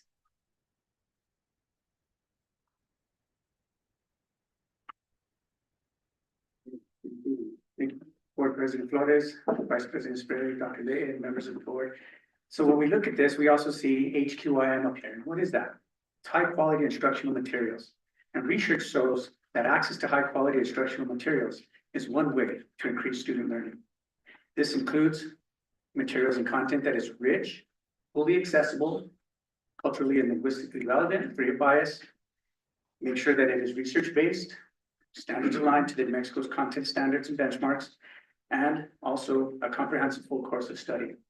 Then they are also written with a clear purpose, effective lesson structure, and pacing to provide flexibility for teachers to best support learning for all of our students. And this also encourages inquiry, complex problem solving, and also curiosity. Now, high quality instructional materials will also provide a variety of relevant assessments to help support and guide teachers with professional tools to evaluate student learning, as well as comprehension, and will provide a deeper understanding of those standards. This will also represent a variety of cultural and linguistic perspectives, and will highlight the diversity in culture and language through multiple perspectives. So as we take a look at each of these components, they're content rich.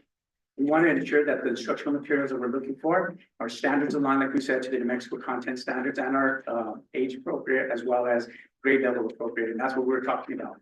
Sometimes supplemental materials help out, but it does not provide the high quality instruction that students need at grade level. And that's where we want to get our students to. And this also provides students to have highly engaging and are designed to meet the needs of our students across cultures and also their abilities.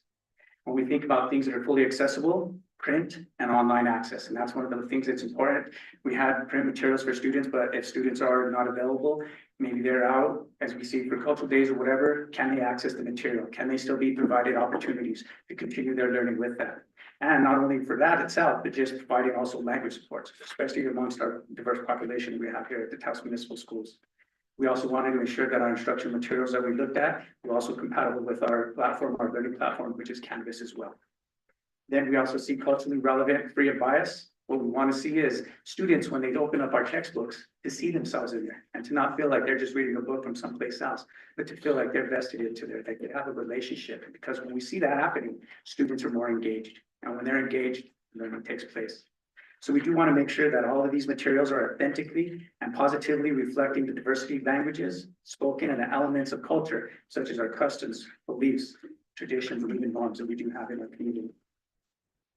We see things that are research-based, instructional materials, but maybe you can go back to research-based. We want to ensure that our instructional materials are linked to evidence that demonstrates research-based effectiveness. And that provides and supports students to meet or exceed that grade level, as well as criteria of the New Mexico Public Education Department standards.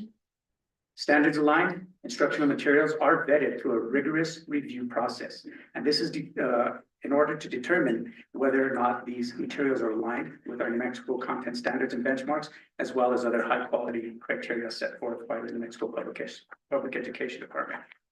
Lastly, a clear purpose, structure, and pacing.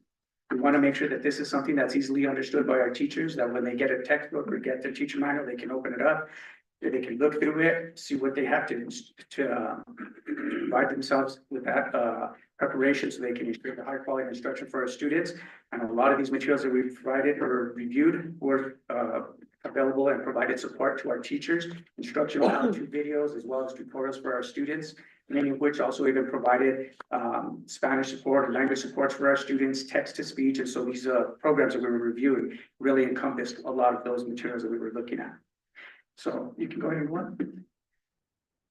Now, some of the challenges that we did find and face while we were taking a look at this process is that there was limited textbooks options that were adopted and approved by the New Mexico Public Education Department. Most of the main reason is because these materials were vetted. And so the process that is in place, level 2, level 3 teachers are kind of recruited. They're brought into the New Mexico Public Education Department. They're brought into this group where they're basically reviewing and taking a look at all the materials, ensuring that they provide high quality instructional materials, that it includes all the culturally linguistic responsive material that students do need. And so they give it a recommendation based on what they have. As you can see, after going through all that vetting process, only one textbook for physics was adopted by PED, NMPED, and fit the high school criteria. 2 textbooks for chemistry was adopted by the NMPED and fit the high school criteria. 6 publishers were reviewed, met textbook adoption standards for the middle school, and 4 publishers we saw were reviewed and met textbook adoption standards for the elementary levels. And this is again because of the vetting process that the New Mexico Public Education Department has and the high standards that they set for themselves, ensuring that these vendors that we are looking at are providing the best materials that we can have for our instructional materials for our students. Okay. Now, you can actually skip this one. Now, as a result, what we did is we created a process in which we did this whole science textbook adoption. We basically had school site representatives from each school site at the elementary level. I was in charge of helping out with those teachers. We basically got scoring rubrics that were provided by the New Mexico Public Education Department, reviewed and also kind of modified just to ensure that it met the needs of our school here that we had.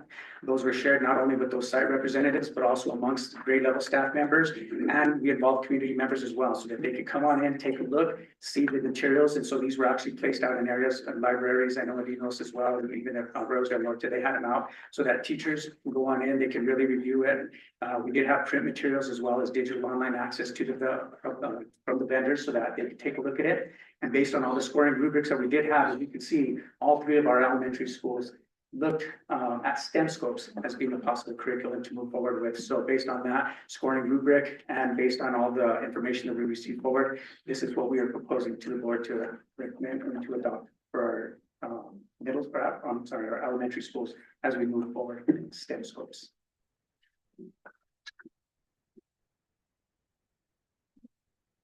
For secondary, middle school and high school, we followed the same process as Enrique did. We went ahead and handed out the rubrics to teachers, to community members. The only difference between elementary and secondary was that we did have student input as well in the scoring of the rubrics. And so middle school scored with Amplify Science, and high school scored with, and there's a typo on the slide, my apologies, experience physics and experience chemistry from Savas. Now, again, with that limited textbook for physics, this was our only option, and extreme chemistry, there were 2, and so experience chemistry was the one that scored highest.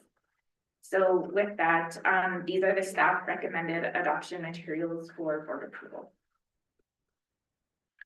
Questions or comments from the board? I do have one. Thank you, President Flores. How does this curriculum differ than what we're using now? Currently, well, I can speak for secondary. currently at the high school level, biology is, the biology classes are really the only ones that have a textbook. Our physics and chemistry classes do not have a current curriculum. Oh dear, thank you, thank you. If I can, Please. clarify a little bit, we do have curriculum for physics and chemistry, but in the last science adoption cycle, the primary focus had been on adopting a new textbook for biology. We do have limited funding, and so physics and chemistry, they do have a textbook, but the textbook is not up to date. And so that's why priority was given to physics and chemistry for this adoption cycle. And then biology will be focusing on just renewing the licenses, which is a less expensive option for biology. Instead of purchasing brand new textbooks, they would still have access to all of the materials online. And it actually aligns because Savas is the current biology textbook, and then physics and chemistry would all be on that same platform. So it would be easier for the teachers to navigate depending on which content area they are teaching. So there is a curriculum, it's just not the most updated one, and that's why we focused on physics and chemistry. I have one last question. How often do we look at curriculum and changing it? Every 6 years for subjects, so every year you'll see us up here Right. asking for board approval for the curriculum. It just changes. Last year Right. was CTE. That explains it. The year before was social studies, and then before that was our English language arts. So we're on the science curriculum at this time. And so it's a 6-year adoption cycle, and we'll be buying licenses for each one of these textbooks for 6 years for the school sites. Okay, thank you. Thank you. President. I have a comment. President Flores. I wanted to go back on what Mr. Gonzalez said on the high quality instructional materials, more specifically the CLR, and how essential it is to creating a learning environment that values and builds upon the unique strengths and experiences of all the students, you know, within our schools. Like you said, you know, you mentioned diversity a lot. It also includes equity. I once sat on an equity council for the Taos Middle School when they were adopting a new form of pedagogy. And in my experience there wasn't a whole lot, you know, aimed towards CLR at that time. This was a few years back.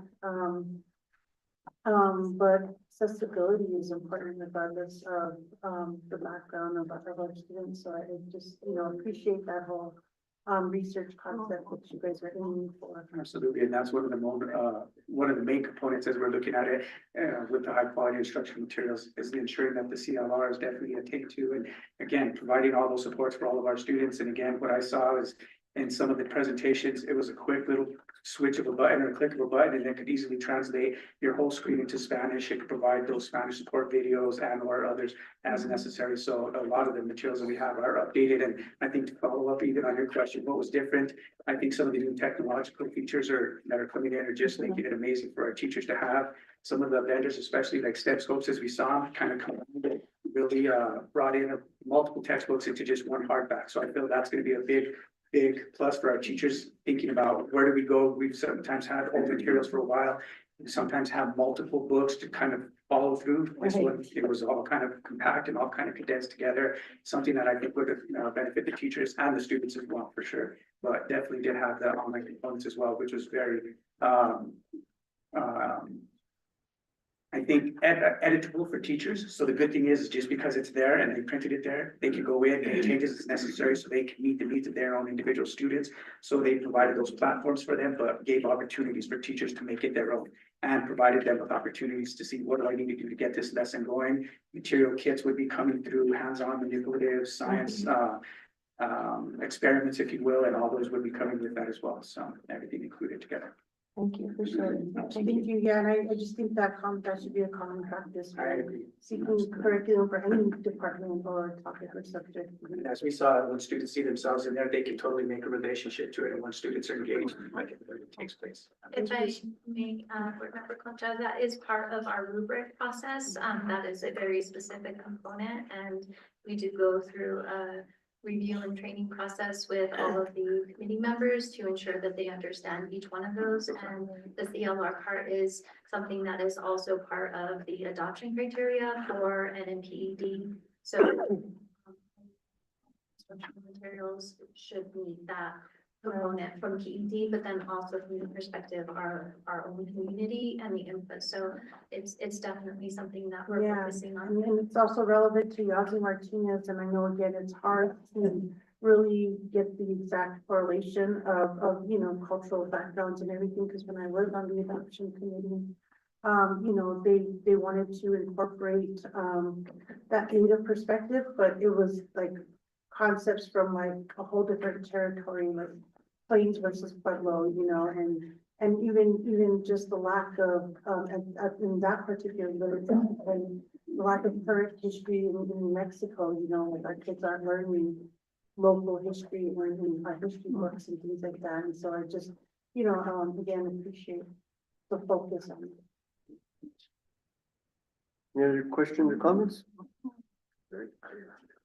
Board King? Yeah, it's very, Mr. Gonzalez, and I'm sorry, your name again? Margot Valdez. Miss Valdez, yeah, it's huge. This is a kid growing up in the Midwest.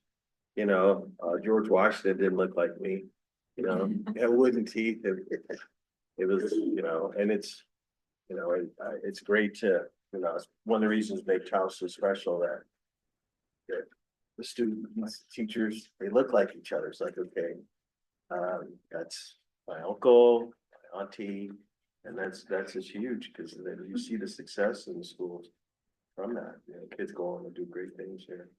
Good job. Smart teams. So. Okay, thank you, Ms. Valdez, Mr. Enrique, Mrs. Martinez. Thank you guys for all your. It's been a long night. Thank you for all your work and all the outreach. I think, well, we know that anytime we adopt some curriculum, you know, we want to adopt the best curriculum that's going to be most impactful and effective in the classroom for not only the teachers, but the students. Being on the board, as long as I have, I've come to learn that, you know, we really need to rely on the recommendations from staff, from the work that you guys put in, for teachers, the administration. So I don't have any questions. Just want to thank you for all your work. And I think the board has made their comments. So we're at a point where Superintendent, it's your recommendation.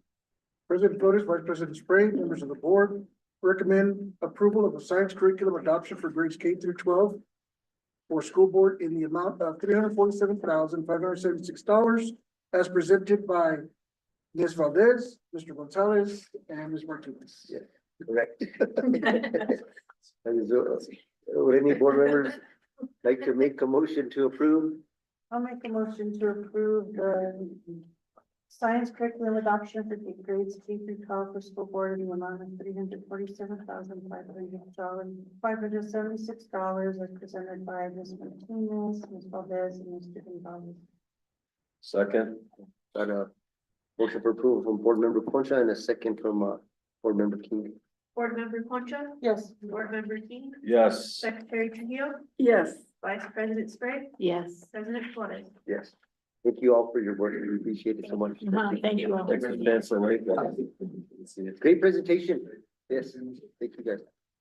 Okay, last but not least, item 15.6 of new business discussion, consideration, and possible approval for the purchase of maintenance department truck 2024 Chevrolet Silverado 2500 double cab four-wheel drive with utility bed and liftgate.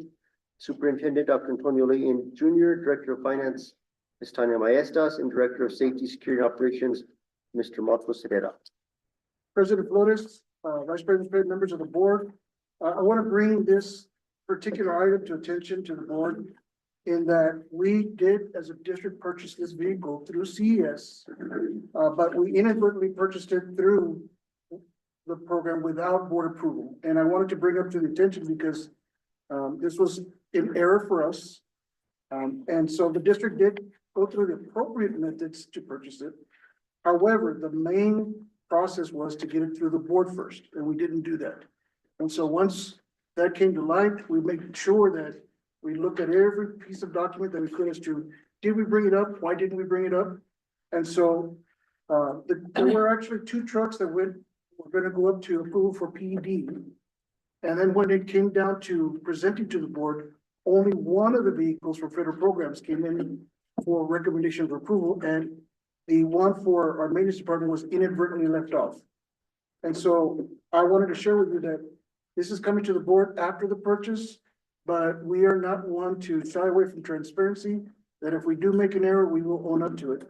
And having said that, I want to also share the steps that we're taking for the correction, active measures, to make sure that we include secondary checks for board procurement, for board approvals through the procurement process, including adding the agenda items as before, through the requisition process.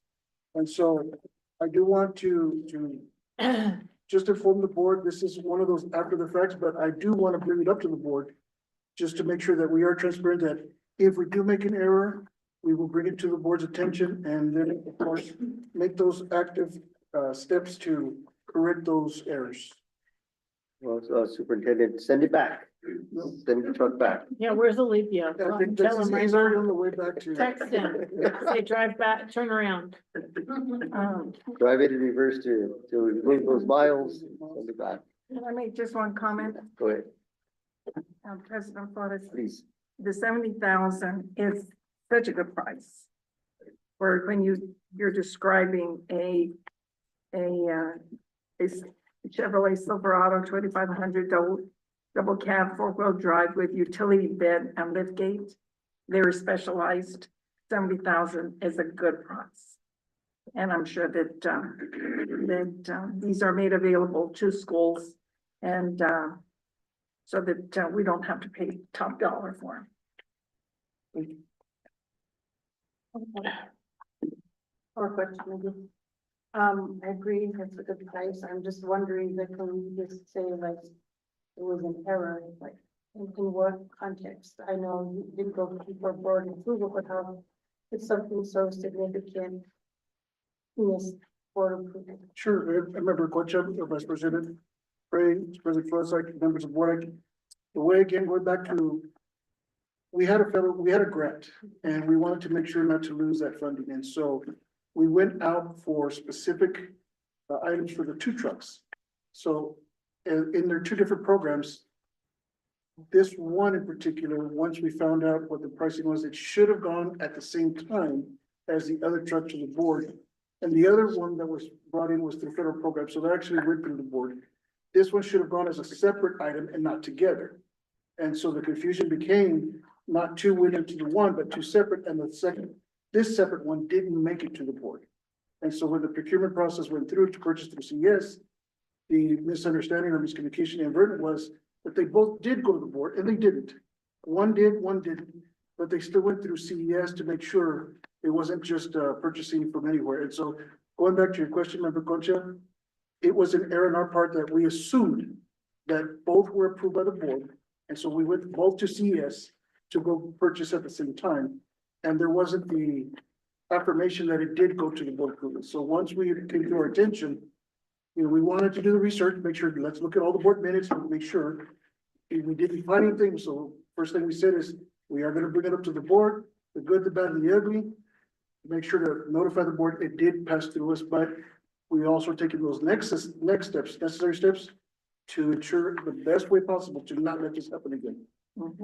Thank you. Yeah, it just, kind of takes me back to earlier, when we were talking about, that 20,000, and I know we want to be efficient, but, for me, it's just, I guess, the concept of, accepting a donation before board approval in this way as well. It just was made without board approval. So, I mean, it leaves room for those types of errors, and that's just why I'm asking for clarification, because I was like a truck at 70,000 is a huge. It's a huge error. It is a huge error. And remember, Coach, if I may, President Flores, Vice President Spray, and members of the board, on the donation component, that's why we're bringing that particular one, so we can avoid these type of items just going through the cracks without actually being some sort of notification. So Thank you, President Flores. So what, how long ago was that we approved one and didn't approve the other? if I go back correctly, Roughly. Director Masters, if you can remember, I think it's October, September, October. It was not during your. Yes, sir. That was last fall. You're saying last fall? Had to be June, Wow. July, maybe, but that one, I'm trying to think, oh, no, hold on, I'm sorry, I'm wrong, actually, because the funds expired September 30th. So we would have to have gone and submitted you guys in September. Yeah, because he just got, Olivia just made the rounds on that new truck not that long Yeah. ago. And then, the order for the truck had to go, so he waited like 4 months. It was months. He had to wait 4 months to even get it. So So how- we just got it like about in January, middle of January, end of January. Okay, thank you. So how are you gonna keep that from ever happening again? Did you say? I didn't understand. So one of the that. corrective action steps is before the requisition is made for a purchase, especially that's over 60,000, we're including the board agenda item. That it went through the board before we start the You requisition. mean you're gonna staple it onto the? And it's not just a staple, but it's also the electronic component of the requisition that goes up there. It's an upload of a document. Okay, We want to ensure that it goes through the process. okay. Comments or questions? Just a comment, the PO date is the October the 9th. Oh, So thank the you. PO was issued in October and then, it was not received until January, Until mid, January. like mid to end of January. And the invoice is also under as well. Good Okay. catch, you know, we're all human, we all make mistakes. You know, we're gonna strive for perfection, but you know, as we go about our daily lives, we all will continue to unfortunately make errors here and there. I don't think that, in our mistakes, that we, can exactly fault anybody. No, I make that's a good mistakes. point. Yeah. Yeah, no, but mistakes happen. I mean, so. We could, $70,000 mistakes. I wrecked a $60,000 vehicle. That was a mistake. You wrecked Yeah, it was an accident. No But pun thank intended. you for the transparency. Yeah, thank you, honestly, definitely. Thank you both. I know I was Superintendent and Mr. Herrera, Ms. Maestas, thank you, appreciate it. You know, we learn from these errors and to improve the process. I think sometimes it's, if it wasn't for errors and mistakes, our processes don't get better. So with that being said, this is an item for approval. Oh, we're gonna approve it now? Can we just decide to forget that I forgot that we were supposed to approve it. Let's not approve it. Let's find another reason that we have to have a backup. Superintendent, as with all the items on the need approval, do you have a recommendation? President Flores, Vice President Sprague, members of the board to recommend approval. It's really a retro approval for the purchase of maintenance department truck, 2024 Chevrolet Silverado, 2500 double cab, 4-wheel drive with utility bed and liftgate, as presented by myself and our directors. You better hope we approve it. I hope so. We got you right. where we That's the want you right now. recommendation. I'll make a motion to retro approve the purchase of the maintenance department truck, 2024 Chevy Silverado, as defined by Superintendent Leyen in his, recommendation. I'll second it. We have a second from, Vice President. Call for the roll, please. Board Member Plaza? Yes. Board Member King? Yes. Secretary Trujillo? Yes. Vice President Sprague? Yes. President Flores? Yes. Item 16, future topics. Superintendent Leyen presented us with a, thank you, Mr. Editor, Ms. Maestas. Appreciate you guys. In my. Good evening. Superintendent Leyen presented us with an evaluation, process proposed timeline as per the superintendent's contract. We are entering into the time of the year where we do his final evaluation, which is part of the contract. I will go ahead and, turn it over to superintendent just to, address some of these proposals. Absolutely. President Flores, Vice President Sprague, members of the board, I'm just wanting to propose just a timeline of the evaluation component. And just talking also with, legal counsel, these are the days that they're also available to be with us or specifically the board during executive session. Monday, the 28th, what I'd like to do is be able to introduce the superintendent's artifact so that you can have time to review prior to the evaluation process. Just a little bit of that, where I can touch base to some of the questions that were brought up in the mid-year eval. And then from there, on Monday the 12th, I'm gonna just say this, it is my birthday, but I will be here. But it's also a review of evaluation for the board, along with Elena, our legal counsel, with a target date of approving the final evaluation on the 21st.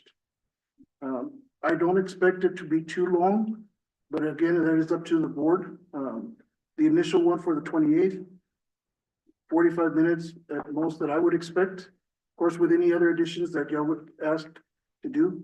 But that's the proposal I have on a timeline. I just wanted to bring it up to y'all's attention ahead of time. What time are you thinking? 5? Well, that would be up to y'all, but we can go, I'm here all day, so I can even make it as early as 4 or as late as 6.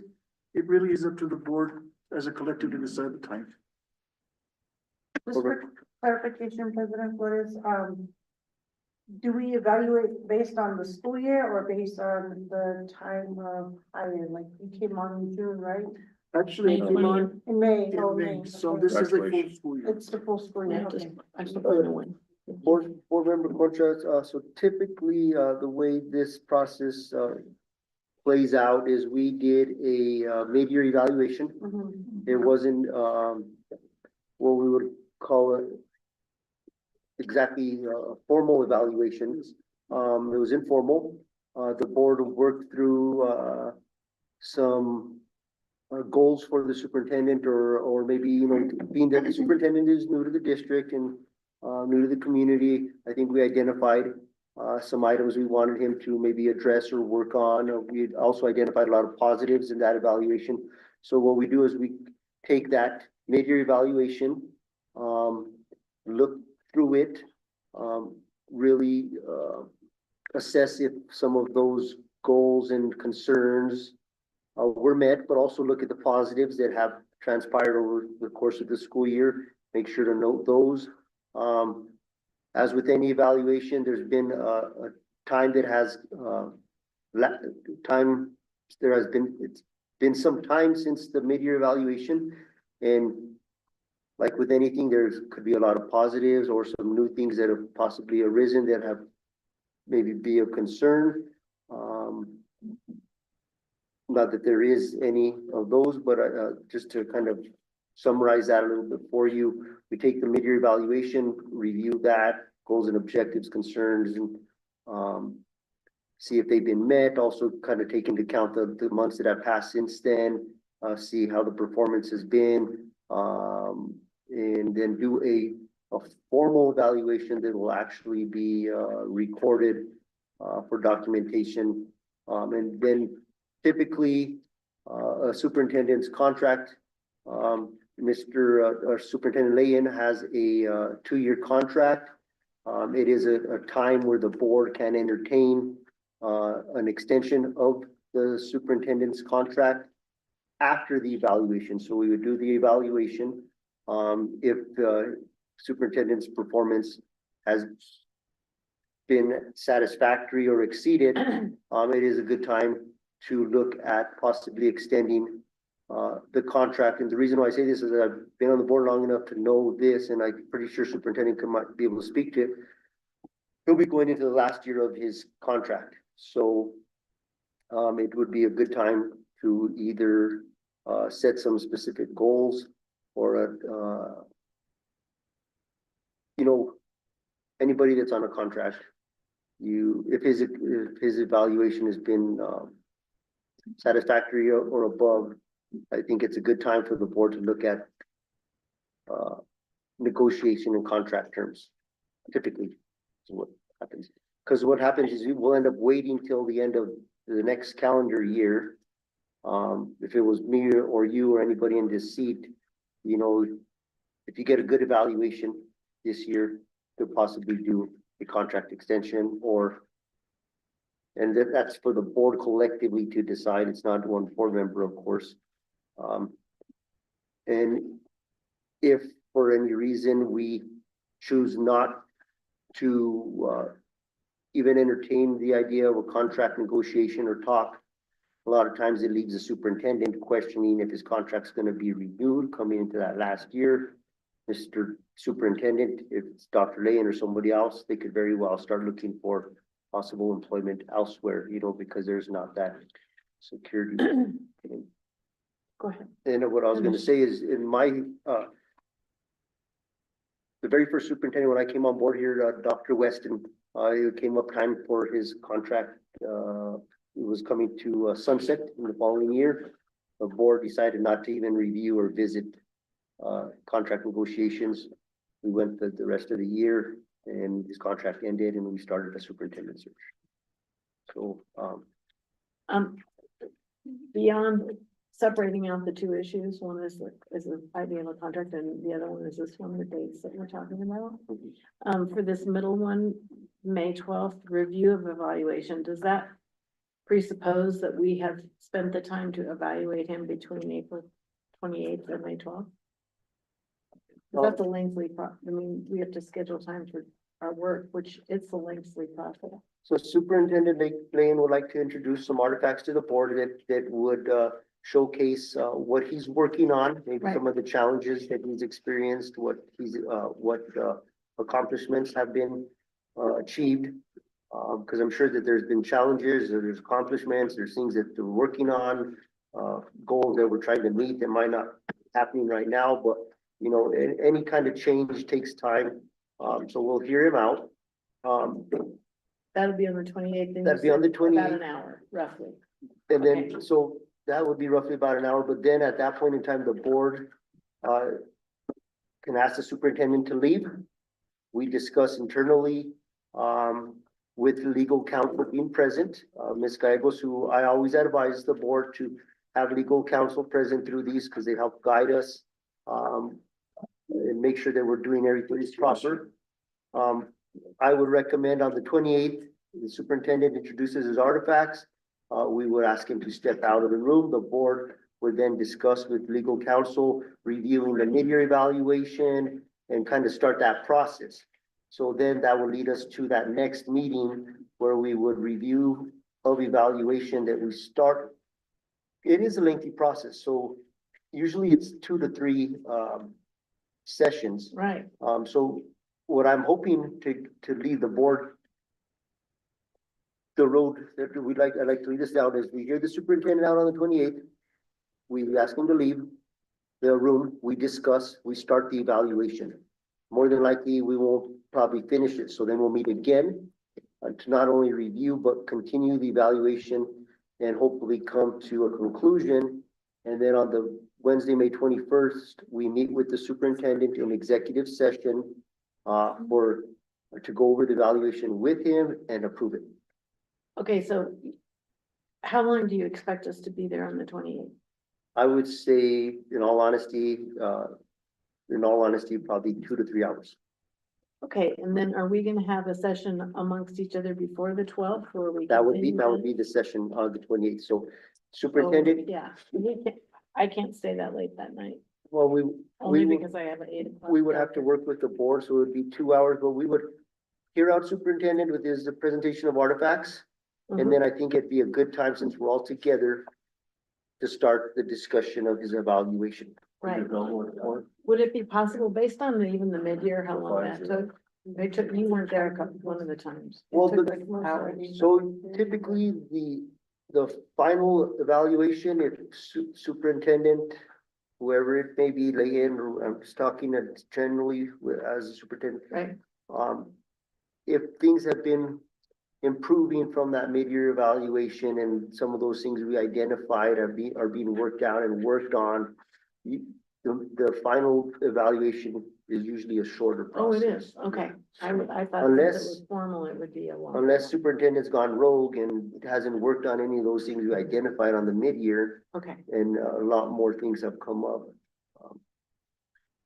okay, well, I'm gonna be limited on the 28th because I have a conference that I have in the evening. So we could do, if the board is okay on the 28th, we could, and also, you know, it's best practice that all board members are present throughout the whole course, but as we experienced, in the mid-year evaluation, a board member or two had to kind of leave through because of other obligations. Right. What we can do is all meet on the 28th, start the process. Once board member, Vice President Spray has to leave, we could end it, plan to reconvene on the 12th, and then continue that evaluation. And, you know, if usually it's a smooth process of the second formal evaluation. Okay, do you have any idea what time on the 12th? In the that's- afternoon and evening again? Well, I think we all have day jobs, so probably if we could do like a 5 p.m. Yeah. 6. 5's good. Does 5 work for you, Naomi? I mean. What day is it? 5:30, better for you? Yeah, like, today was a 5:30 day, I clocked out at 5:30 and came over here. Whatever the board decides on. I mean, I know some members like it earlier. I'm okay. If we do maybe the artifacts, if Naomi gets here at 5:30, you can review what those are, right? Because superintendent's gonna leave those with us. No, we're Or you gonna do wanna- that on the 28th. No, he's gonna present it in executive session on those. Exactly. So we're gonna set a time at 5, or have we confirmed that time? We're You're saying we're 5:30. just now talking about the time on the 12th. We didn't set a time yet for the No, the 28th. 28th, no. So the 28th is what time works for the board? I'll be Say honest with you, 5:30. any time is good with me. So, Let's say 5:30. Are The you able to make it? 28th of April? Uh-huh. Yeah, I mean, if I clock out a little bit early, I can swing it. 5:30 is would you good for prefer? me. So Monday the 28th is 5:30, and then it's the same for the 12th. Naomi, can you do that? Would you rather do What did you do, 5:45? 6? I can swing 15 minutes. Okay, I'll be at 5:15 to be here by 5:30. Okay. okay, thank you. President Flores, Vice President Spray, members of the board. And the reason I want to bring the artifacts, because of course, back to Member Concha's, you know, it's a full year. And so one of my strategies to help you as a board, you know, when you're going through discussions, is to provide those artifacts for you so that you don't have to go like, what have occurred in October, what occurred in September. Granted, it will not be a Bible thick type of your artifacts. Like last, It- you mean like the correct. one you gave us last time? It'll be more of a summary in that component. So, yeah, Anna and Veronica are gonna be. So, and because they worked real hard to put it together, Oh, so, I know, it was beautiful. but, I just want to make sure to provide that information for you as y'all begin the discussions, just to make the transition smooth for you. 5:30, well, Vice President Spray, on the 28th, do we have the time that you're wanting to be? She said 8. 8, so 5:30 to 8. Yeah, Okay. On the 28th. And then just with that being discussed, so this is under future topics, so, you know, make sure we're staying on the agenda and not just going off. I won't be present for the May 7th meeting. And I would like to ask the board to entertain a change of date for the May 7th meeting to either the May 8th, I believe. Was a proposed date, if that could work. I will be at a conference in out of state. so the 8th is a Thursday? Yeah, if the board would be It'd be available. fine. Yeah, I can do that. Yeah. Okay, we can do that. we can do that. And then agenda items. Okay, so real quick, you're right on. We're gonna move it to 8. So future topics, hold on, Board Member King, so we went over this, so we're okay with these dates on the here, Yeah, that 21st, all we looks didn't talk fine. about time. and then the 21st, I guess this is say 5:30? Well, we have the a school 21st board. is actually a regular school board meeting. That's why the target date, Okay, but you'd be able to do it in executive during a regular school board meeting. Gotcha, okay. okay, so we got that taken care of for future topics. One future topic I wanted to remind everybody, sorry, that just everybody put on your calendars for September 11th, we have the regional meeting in Taos. Okay, Just put it on calendars. I don't know that we did that before. Uh, Thank you. I share that with Superintendent Nana. okay, I got that. Being that, I just had an idea here and it's far off, but, mean, far off into the future. Oh, but you went far out. I really think that it would be nice if we have like a little bit of a ceremony or celebration for the new kitchen equipment at the high school. Maybe, we could work with, the staff, and I don't wanna overburden them, but maybe they could prep a meal, or we have a little ribbon cutting, or even invite the Taos News over to showcase our investment in, it was a big investment, 300-some thousand dollars. And then also, possibly have a little bit of a ceremony or, ribbon cutting, for the Ranchos Gymnasium floor. And maybe if the roof and all that kind of coincide, it's kind of bringing that gym back to life. Right now it's in disrepair, only half of it's being used. I think maybe we could invite some parents and community members out and have a showcase that the school's investing in infrastructure and kitchen equipment and so forth. It said on the paperwork that the kitchen. Well, I don't know, I think it will probably be done, but did someone say, did they say what time, when they thought it would be done? June, I thought. I thought it was They June. should have it. Yeah, If we could, I think it's sometime in June, they said. that's, the culinary arts, I don't know if they can do, Frito pie, I don't know what they use. I know they have their own little kitchen. But maybe staff, we go there, I don't know, after. We'll do something, we can look into this. And then another future topic, and it's been discussed, but I'll take responsibility. I kind of have dropped the ball on this. We wanted to have a meet and greet of the superintendent. And I was gonna talk with the town of Taos and see if we might be able to arrange the TCA. And talk with the TCA. So I'd like to see if maybe at the next meeting, we could, between now and then, I could make that discussion happen, and then we could set a date. That'd be nice. Okay. And that's all I have. President Buzz, I just have one more, going back to Vice President Spray's request on the calendar. The following year, I had already started working on it, so one of my future topics for discussion was for the board at some point, discussion about having 2 board meetings per month, just to kind of share the wealth. So I'm working on that already, but I just wanted to bring that up for discussion as the board, because of course it's your board meetings. So it's something to consider as I develop the calendar, so I can bring it up in adoption in June, so that we know we can send out that information to all the appropriate areas like UNM. So it's just something for the board to consider. I said we're staggering it, superintendent, the board is not doing the 2 meetings anymore. Yeah, we're not doing it. We're not doing that anymore, so we baby-six that. Just to let you know, and we appreciate that, but it wasn't considerate. They're long days, my goodness. Yeah, it wasn't considerate, I mean, I don't have to tell you, there's a lot of zeros here, and to have another meeting on top of a meeting, and I'm surprised it went on for so long. I mean, President Flores and you guys are, board member Trujillo, I was like, what? Well, it's just something for the board, member King, if I may, just for y'all to consider, if you want me to continue the current pattern that we have for some months with 2 and some months with 1, or if you wanted me to balance it out more with 2 per month. So that's a discussion for the board to I think consider. what happens is some of those months we only have 1 board meeting, the agendas get stacked, and then it work things back up in our agenda items. I think we could, it's up for discussion.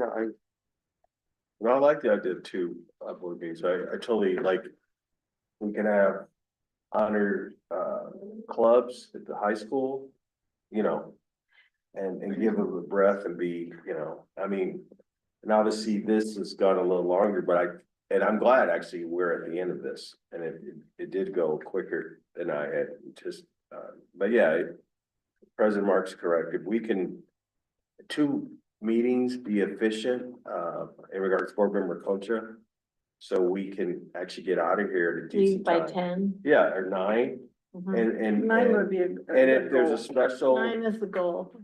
yeah, I mean, I think it's fair for everybody.